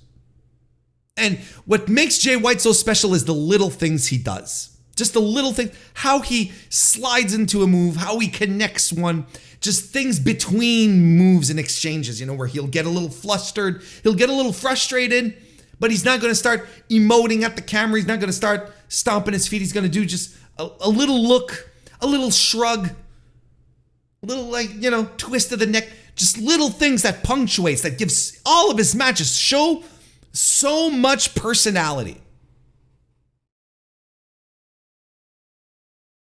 He's tremendous. He has worked and operated at the highest echelons of New Japan for so long. I'm pretty sure he can handle, this upper mid-card stuff here in AEW. And at some point, I really believe, especially with Phil gone and with MJF, on a babyface run, this company is going to need a top heel sooner than later. I'm just saying. He's right there. He's right there. And also, I want a card blade. I want one. Covered in bubble wrap. And I think they're continuing the Bucks FTR stuff, and I think they're going to book this for Arthur Ashe. If not Arthur Ashe, they're going to do it for Wrestle Dream, which is a pay-per-view that Tony Khan at the presser said that he was going to do, right? The presser, the Wembley one, we already talked about this. That's in a month. Yes, folks, we're getting closer and closer to the dozen pay-per-views a year for AEW. We're getting there. Anyway, tremendous match. I have no quibbles. Just like this main event, I have -1 quibbles with this main event for the international title. Jon Moxley. Jon Moxley puts the stake in right through Orange Cassidy's heart. Defeats him, ends the streak, ends this perennial top tier, top level, legitimately great title run that Cassidy was on. And in the meantime, elevates Orange Cassidy into a top guy. And look, a couple of people have mentioned this on their reviews, and I know it's not going to sound original, but I mean, this was the story. Mox beat up Orange Cassidy so bad in this match that I was convinced Cassidy was winning. I was convinced. I was like, oh, he's gonna bounce back. He's gonna do the sneaky pin win. Because he ate so much shit in this match. I was convinced he was gonna win. And what a beating he took. And honestly, I think everyone was rooting for Orange Cassidy. And I think it broke a lot of people's hearts. But isn't that what a great babyface is supposed to do when he loses? Isn't that what's supposed to happen? It's supposed to break your heart. It's supposed to make you sad. And he loses to Jon Moxley. It couldn't have been anyone. It couldn't have been any other outcome because it was Jon Moxley. Cassidy was being held together with kinesio tape. Moxley is the guy that will just pick you apart. He'll find all the sore points and he'll just demolish them. He'll pick at them. He'll tear them apart. He'll rend you limb from limb. Give zero shits about your body, about your well-being. This match ruled. OC in this match, he's all business. Very, very, very little shtick. He's all business here. He knows what's up. Mox just pummels him. Throws him into the post and OC blades. He does the cross faces. The crossface, shots to the face. And he's just painting with every shot. He's just painting Cassidy's face with blood. It's tremendous. Orange Cassidy lands his DDTs. A PK and an orange punch.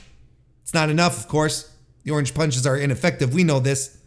Mox lands the Gotch-style pile driver. Locks in a bulldog choke.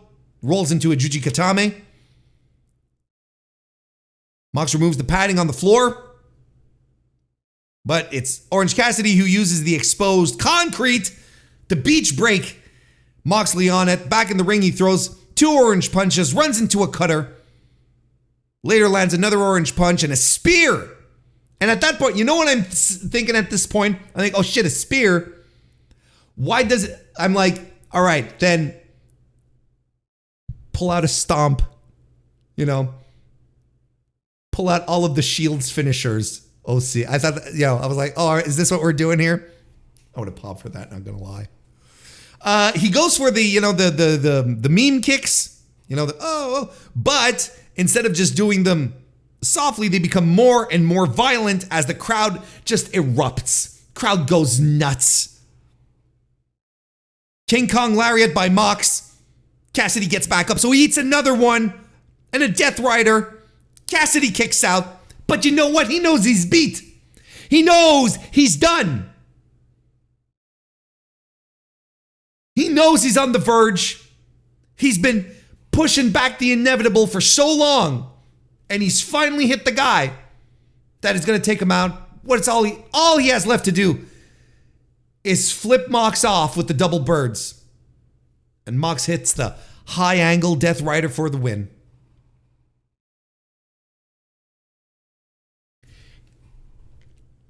You know how they say star-making performances? And we throw that around quite a bit. And it's like, hey, not even star-making performances. I might be going a little too far because Orange Cassidy was already a star.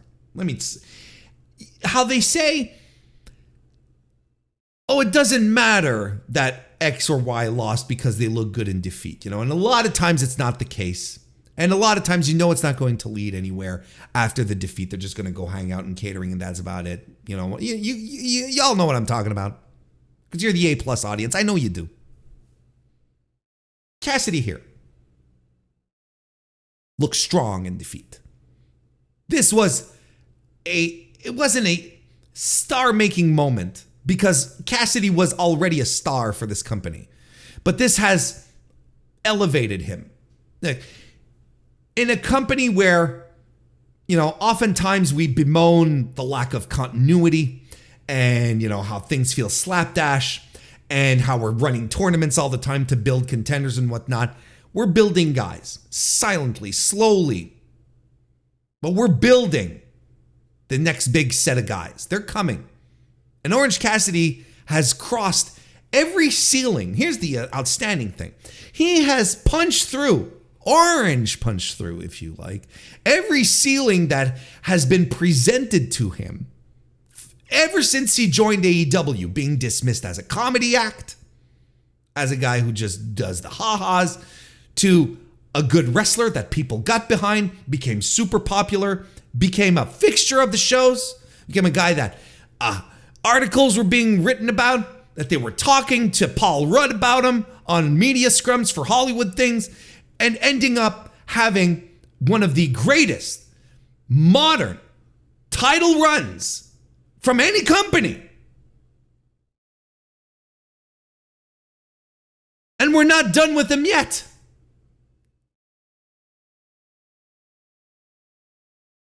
Every time a ceiling has been put on Orange Cassidy, he's burst through it. Every single time. And this is a guy who's had the self-awareness to realize that the ha-ha gimmick, the irony wrestler gimmick that he had coming into the company would not ensure longevity. That he would have to do what the company does best. And I want to close this off by giving this analogy here. Where right now, we're in the top guy in the company right now, the world champion, is embroiled in sports entertainment stuff. He's doing things that people say this, the bloodline, it's a great story and all of that. Doing the sports entertainment from A to Z, and this is getting over and whatnot. And a lot of people like me, look, last week, I think I spent 35 minutes talking about MJF and Adam Cole. We're not doing that again tonight. You know I'm not a fan, and I'm a little weary about it, and I don't know where we're going with this, but I don't think it's good news. But in this company, you have a guy who could absolutely be entirely sports entertainment based, Orange Cassidy. He could fall into gimmicks and ha-has and just do goofy spots the whole way through and be 100% sports entertainment. But what happens instead? Instead of going down the sports entertainment route, he just flips the switch on I am a pro wrestler, ups his game, becomes a staple, a workhorse, and then puts on a grueling performance. Beautiful performance at the pay-per-view. No sports entertainment bullshit about it. Nothing kooky or wacky.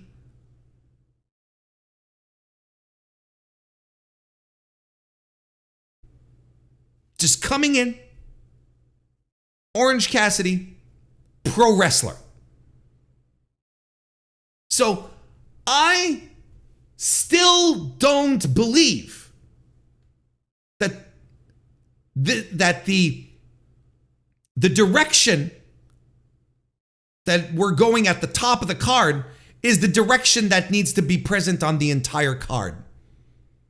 Because I saw a show this Sunday that focused on what AEW has always done best from the start. That is, put on pro wrestling shows. Deliver one of the greatest pro wrestling pay-per-views I have ever seen by relying on pro wrestling. It gives me hope, but I hope people in charge, I hope the brain trust sees this and understands how special AEW can be, and that we don't lose sight of that. Oh, and also, it was a clean sweep for the Blackpool Combat Club. Danielson, Yuta and Castagnoli, and Mox. Clean sweep for the Blackpool boys. Pour one out for William Regal. That stooge.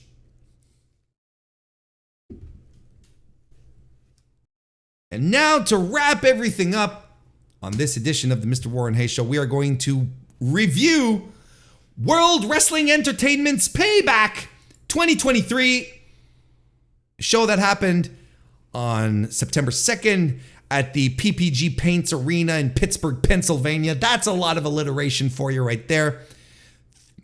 Essentially a sellout crowd, 13,014 tickets distributed for a setup of 13,105 according to WrestleTix, margin of errors and so on and so forth. That is essentially a sellout crowd.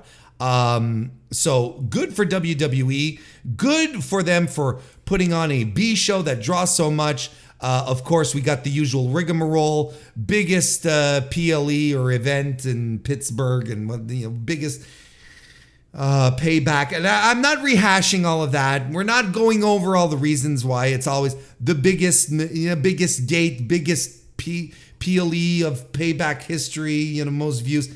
We don't know what constitutes a views. View time is more important than views, and that's not a statistic we ever get to see. And ticket prices are more expensive. That's just so. Of course, they're making more money at the gate, so on and so forth. So look, it is what it is. But WWE Payback, I can't sit here and tell you that this was a good show. I think there's some very good heights on the show. There's two things that happened on the show that I really dug. But I thought I was just watching a very special episode of Monday Night Raw, quite frankly. But this is kind of what I was expecting. The stars were not there. Well, again, maybe not. No, that's not fair, Warren. John Cena showed up. Cody Rhodes showed up, but they were not in action.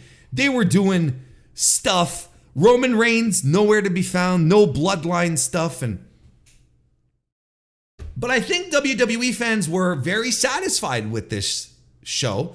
I myself can't say I was, despite the fact that I thought it started off pretty strong with Becky Lynch.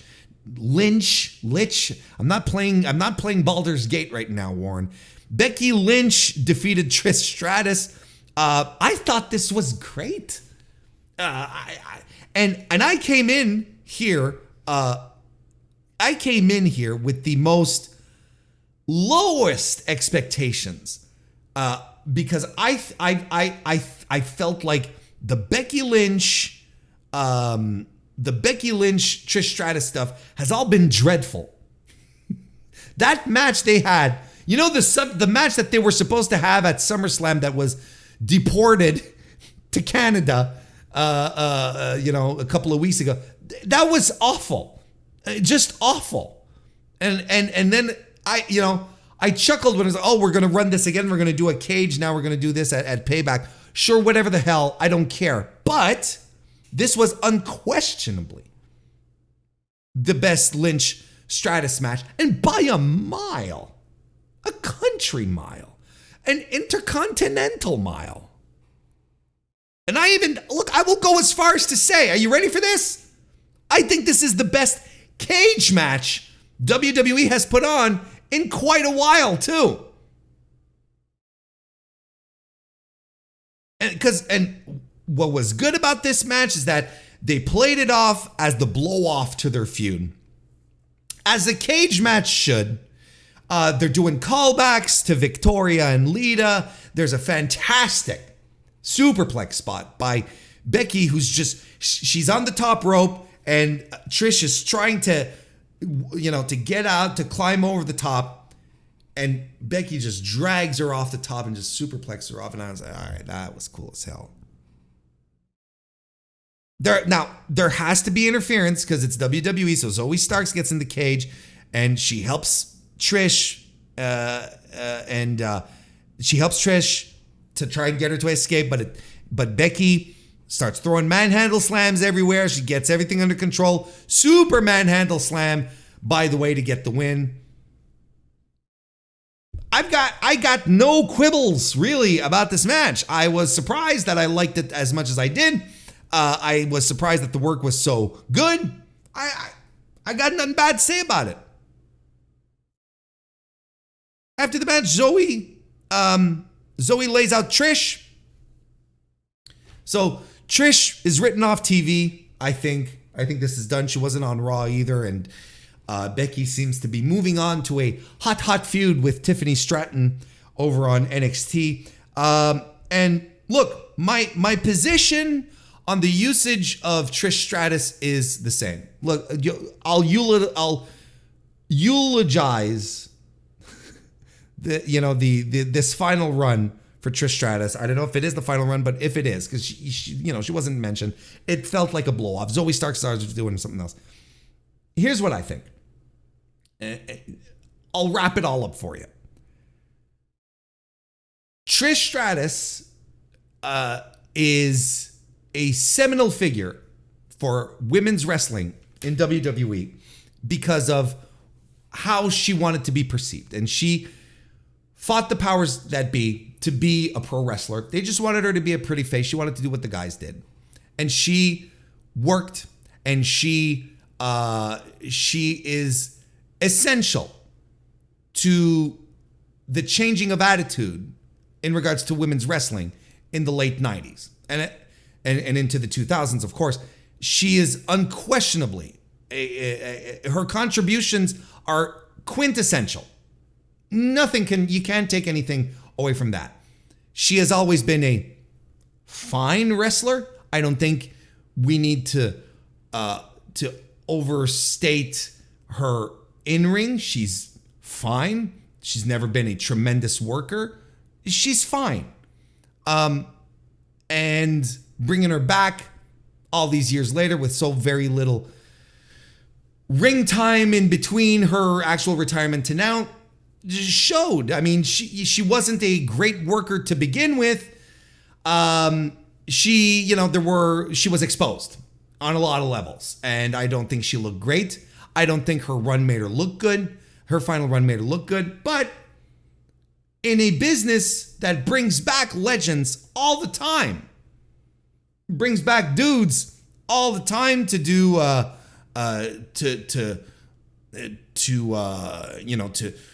to compete one more time and to have one more match. And they always bring back DX and all this shit. I'm like, why not bring back some of the women legends? Sure, let's do it for the women too. Let's do it.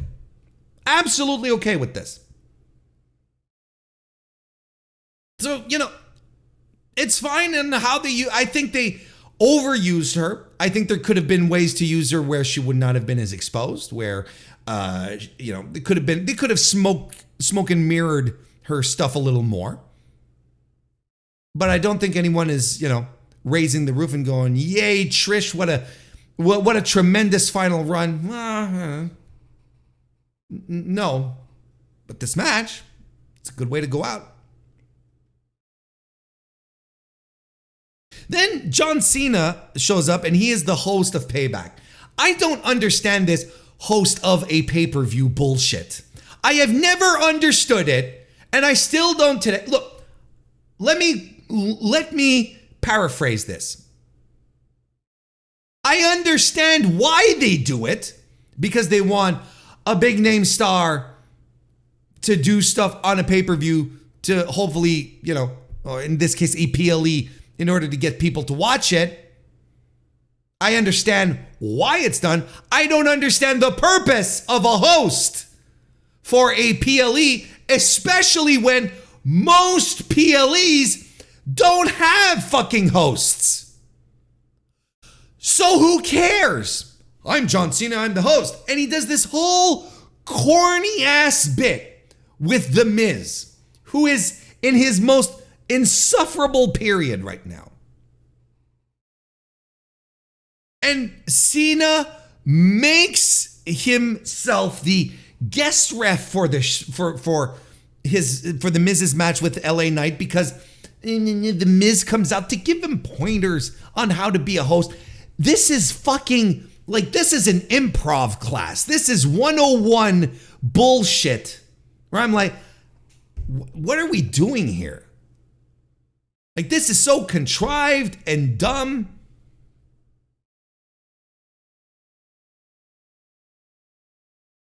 And this goes on for, I feel like 30 minutes, honest to God. And I'm sitting there and I'm like, Oh, I'm watching Raw. This is what I'm doing right now. This is Raw. We eventually get to the match, which is LA Knight defeating The Miz. Shocked a little that it kind of seems like they're leaning into this LA Knight push, right? They have John Cena giving him the rub too. John Cena gave the rub to Cody a few months ago. Now they're giving it to LA Knight. And Cena, if Cena starts giving the rub to everyone, the rub will lose its luster. There won't be much left to rub. If you over rub, what happens? It dulls. It becomes dull. There's nothing to rub off on too far towards. No, but I'm like John Cena lifting his hand. I'm like, okay, whatever. I posted on Blue Sky. I'm on Blue Sky, by the way. As this match was going on, I said this was the best bog average wrestling match I've seen in a long time.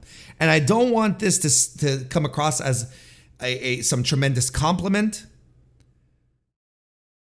Because don't get me wrong. It was a wrestling match.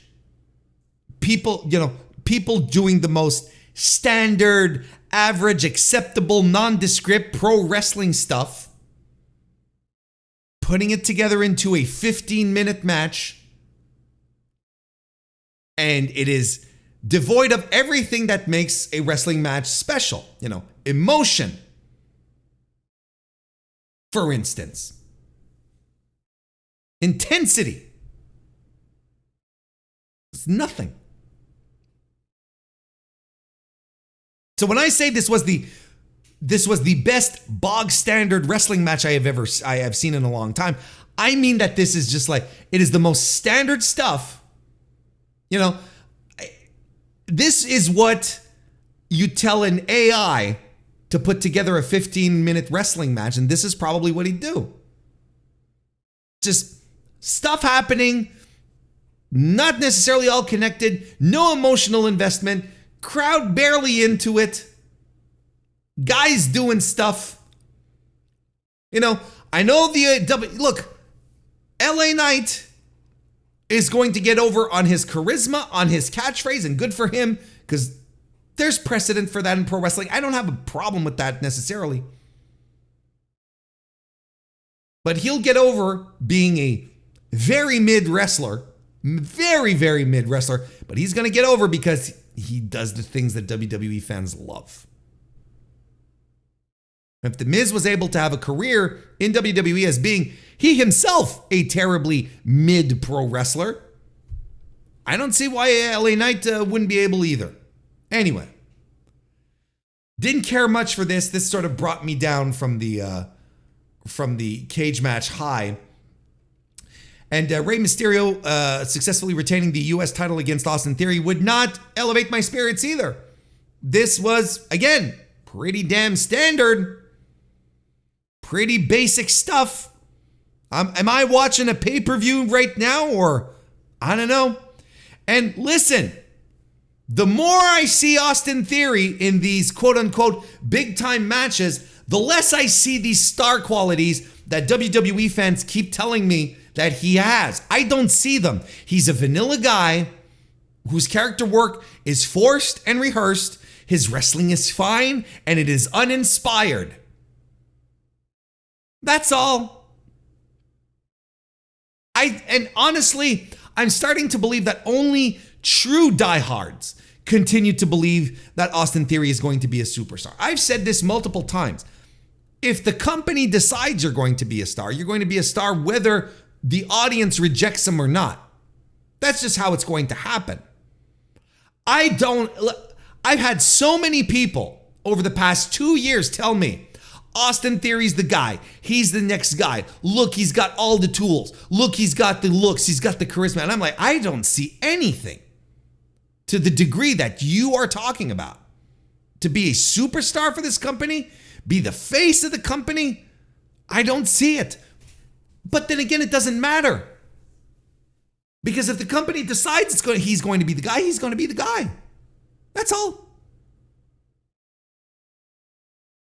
And look, near 50-year-old Rey Mysterio getting gassed and huffing through the latter part of this match. The latter part of this match is not something I take any joy in.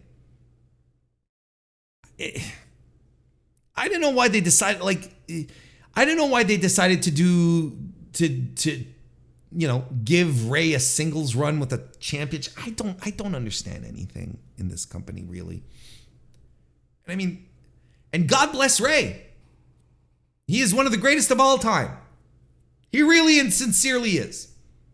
And he's at a point, and I know a lot of his contemporaries are still going. A lot of his contemporaries are still going, but are having athletic matches in which they don't, start gassing up towards the end.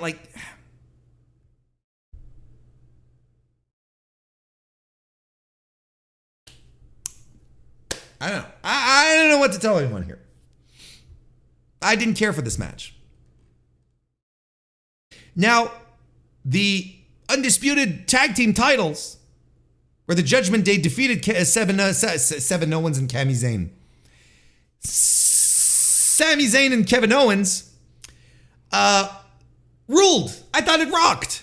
And this rocked because, look, you've got Kevin Owens and Sami Zayn, Plunder Kings, in this match, who know how to run this kind of match, who know how to run this within the, entirely, completely tiresome parameters that is a WWE no disqualifications match. That's very weak sauce and predictable. And they know how to squeeze the best out of this.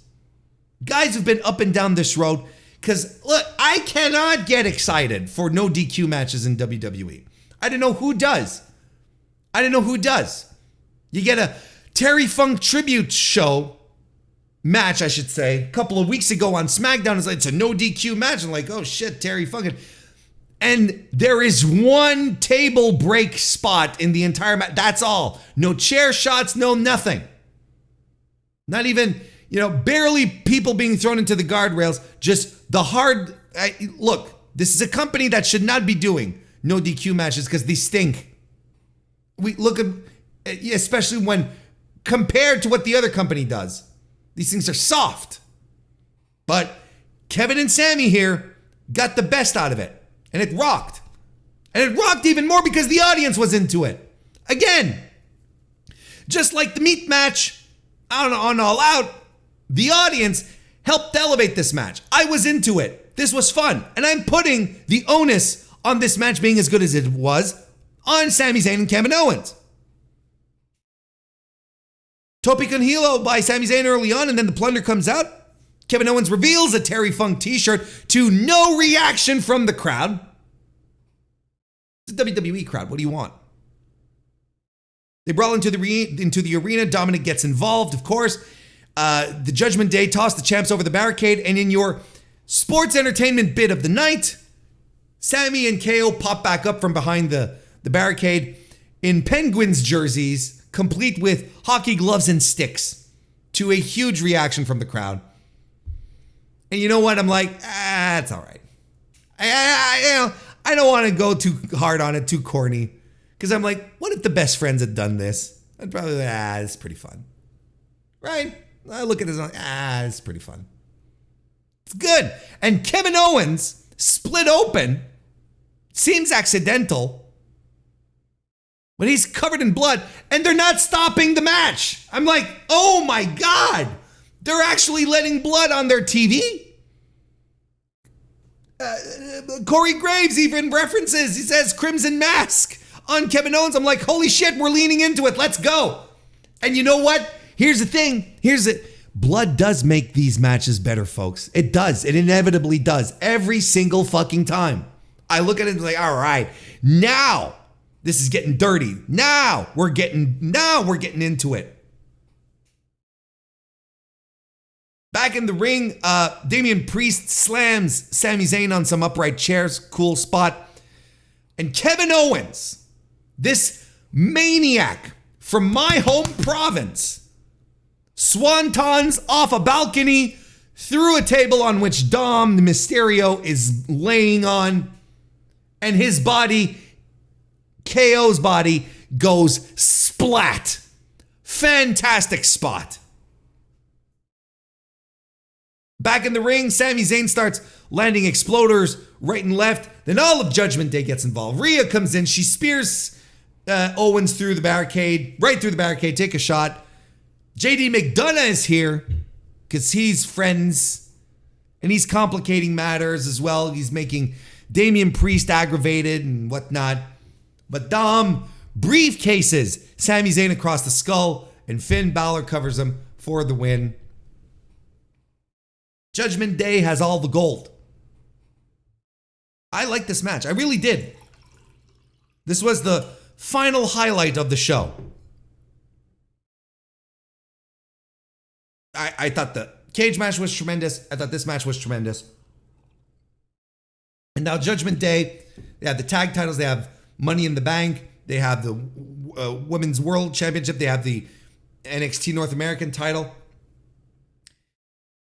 And, you know, I was watching, I was getting my show notes together, and I had Raw off on the background, and Rhea Ripley, I think it was Rhea Ripley, you know, when the Judgment Day came out, they had all their titles. They were talking about how Jay moved to Raw, and now the bloodline is over because now the Judgment Day has all the gold. And I'm like, how meta is this? How meta is this in the creative part of WWE? Because we've been saying for a while now that the bloodline, that the Judgment Day is Bloodline Junior. It's Bloodline 2. This is where they were going, right? And now they're going full blown on it. I think this was a mask off moment. I think this was Rhea Ripley telling the WWE universe that they're the new bloodline story now. You should be paying attention to them because now they have all this. They're doing shenanigans. They're doing. JD McDonough is trying to get into the good graces of the Judgment Day, but Damian Priest doesn't quite trust them, right? Doesn't all this shit sound fucking familiar? They're just doing the same thing again, but with a fresh coat of paint and a fresh bunch of faces. That's all.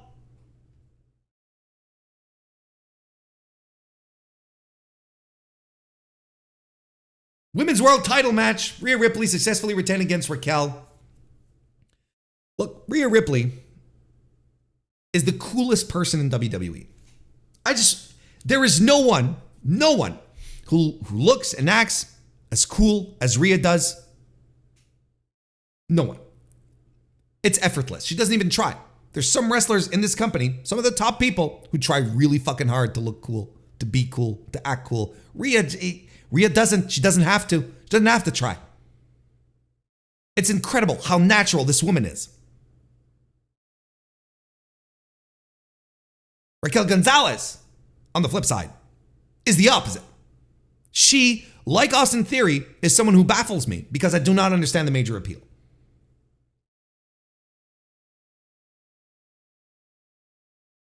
And here's the thing, like at the onset of this match, when it started, I thought it was good.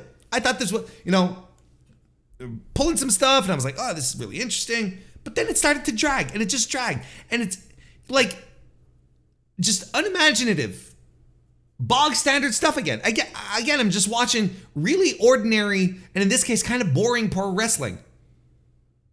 And I'm like, wait a second. Rhea Ripley is too cool to be boring, but here we go. Who's dragging who down here? And if they're going to be so unimaginative and not be able to really deliver a big finish, because nothing built here, just stuff happened. Why did this go over 17 minutes? Why was this programmed for over 17 minutes? If neither woman is going to be like, let's turn this shit up.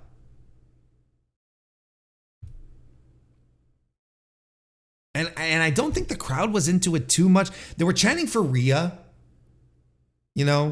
but because she's good. But listen, Raquel Gonzalez's gimmick of smiling and showing off her back dimples is not over, and it's not going to get over, and it's cringe and it's awkward. Why would it get over, really? I don't understand the appeal of Raquel Gonzalez. I really don't.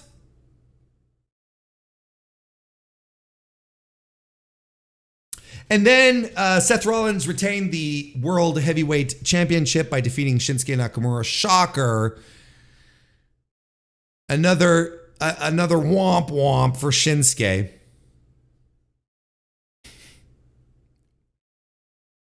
I still think it's cute that people hang on to hope that WWE is going to do something with Shinsuke Nakamura, who is a shadow of what he used to be.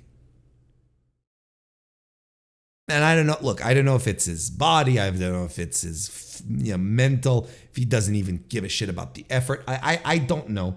I saw there. He and Seth had a promo off last night, and it was stilted and weird, and it felt awkward. I don't know what they're doing. I don't know. I think sometimes WWE pulls out stuff. They're like, oh, well, the Smarks are going to like this, Shinsuke. But the Shinsuke Nakamura ship has sailed. The SS Nakamura is gone. It's hit the high open seas, and we're not going to see it again. I don't buy into this. And this, look, let's go at it one at a time. They show Kaiji Muto. He's in the audience. They flew him in, or he flew himself in, or Shinsuke flew him in. Who cares?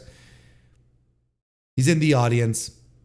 And Shinsuke gets a special manga entrance as well. So, by WWE logic, you get the special entrance, you get, a supporter in the audience, you're losing. Look at Chad Gable. Had his baby girls crying, weeping last night on Raw. Taking nice pictures of that, some camera work, some great camera work. Look, Daddy got the shit beat out of him. Again.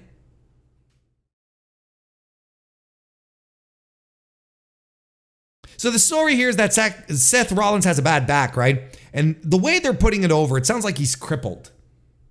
The way they're putting over the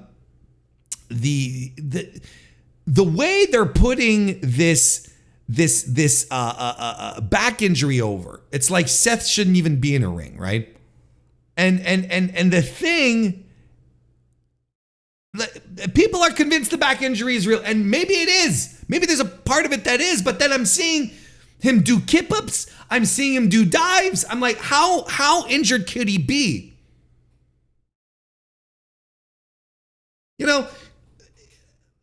As a parallel in New Japan a couple of years ago, you had Kazuchika Okada, who was wrestling, and people said he has a hernia. Is he hernia? That was the thing that was going around. That was, oh, he's not as good because he's a hernia. Then all of a sudden he starts turning things up. It's like, oh, well, he's healed. So that's not how hernias work.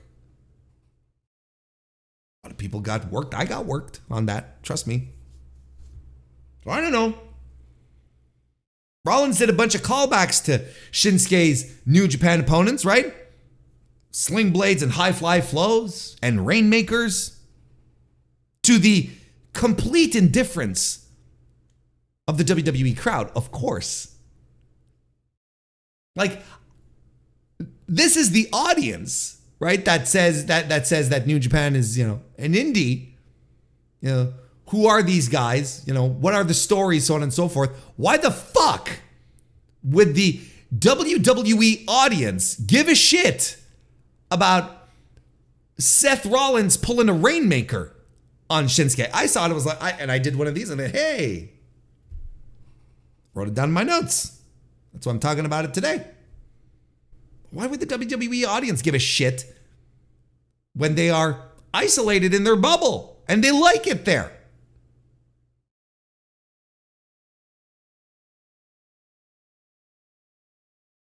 Nakamura gets a snap sliding German suplex and an avalanche falcon arrow, but he eats a pedigree and a stomp for the win. This just went way too long. Way too long by two guys who just weren't there. It just did no spark, no life, nothing that felt special. Just again, and another uninspired, uninteresting title challenge for Shinsuke Nakamura. This has not changed. You know, he keeps saying, oh, Shinsuke's going to turn up. He's going to when though? When? I think he's gone. I think, you know, whatever is here is what's left. It's the remains of Shinsuke Nakamura. There's no more Shinsuke Nakamura to come back. If he wasn't going to turn it up on this match, when is he going to do it? With Muto in the audience, with the manga thing. Sure, he lost, but you can still have a great match. And Seth, look, Suit Williams wrote a review for Voices of Wrestling, and I'm going to echo his point because I'm in entire agreement. People keep telling me Seth Rollins is, you know, he's this work rate monster in WWE.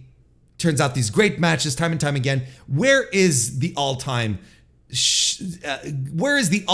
great Seth Rollins match? Where is his 5-star classic? Where is his work rate phenomenal match? Where is it? Where are they? Because if he's as great as people say he is, we should not be sitting on one match. He should have a catalog of 5-star matches that we can sift through. And I don't think he's a bad worker, don't get me wrong. But I don't think he's this. I don't think this is Tyler Black. If that makes sense. I think this is another guy whose ship has sailed. And Chad just pointed out what I wanted to bring up. Thank you, Chad. Everything people remember Seth Rollins for is the heist of the century. It's not even a match. They just remember him for that one thing that made Money in the Bank the most special thing that one time. And turning on Roman, the chair shot, that's what they remember. And I'm sorry, dressing up goofy and having people sing to your song while you wait for them to sing for your song doesn't make you a great pro wrestler. Makes you something else. Not a great pro wrestler. So I just gotta wait. I gotta see. What is this thing that WWE fans see in Seth Rollins that I don't? Because I again, far from being a bad worker, but I think WWE fans have a tendency to overrate him.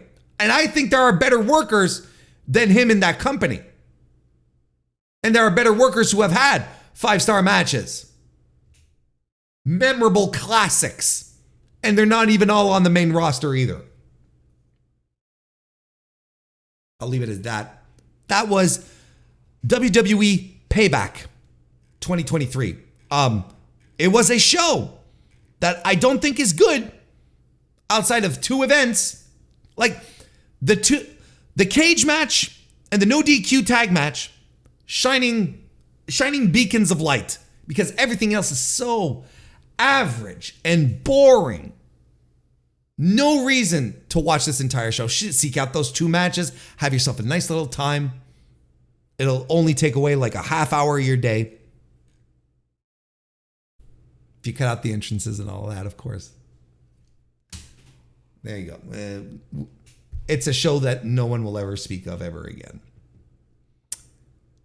Just like we will never speak of this show ever again once I'm done with the weekly wrestling inspection.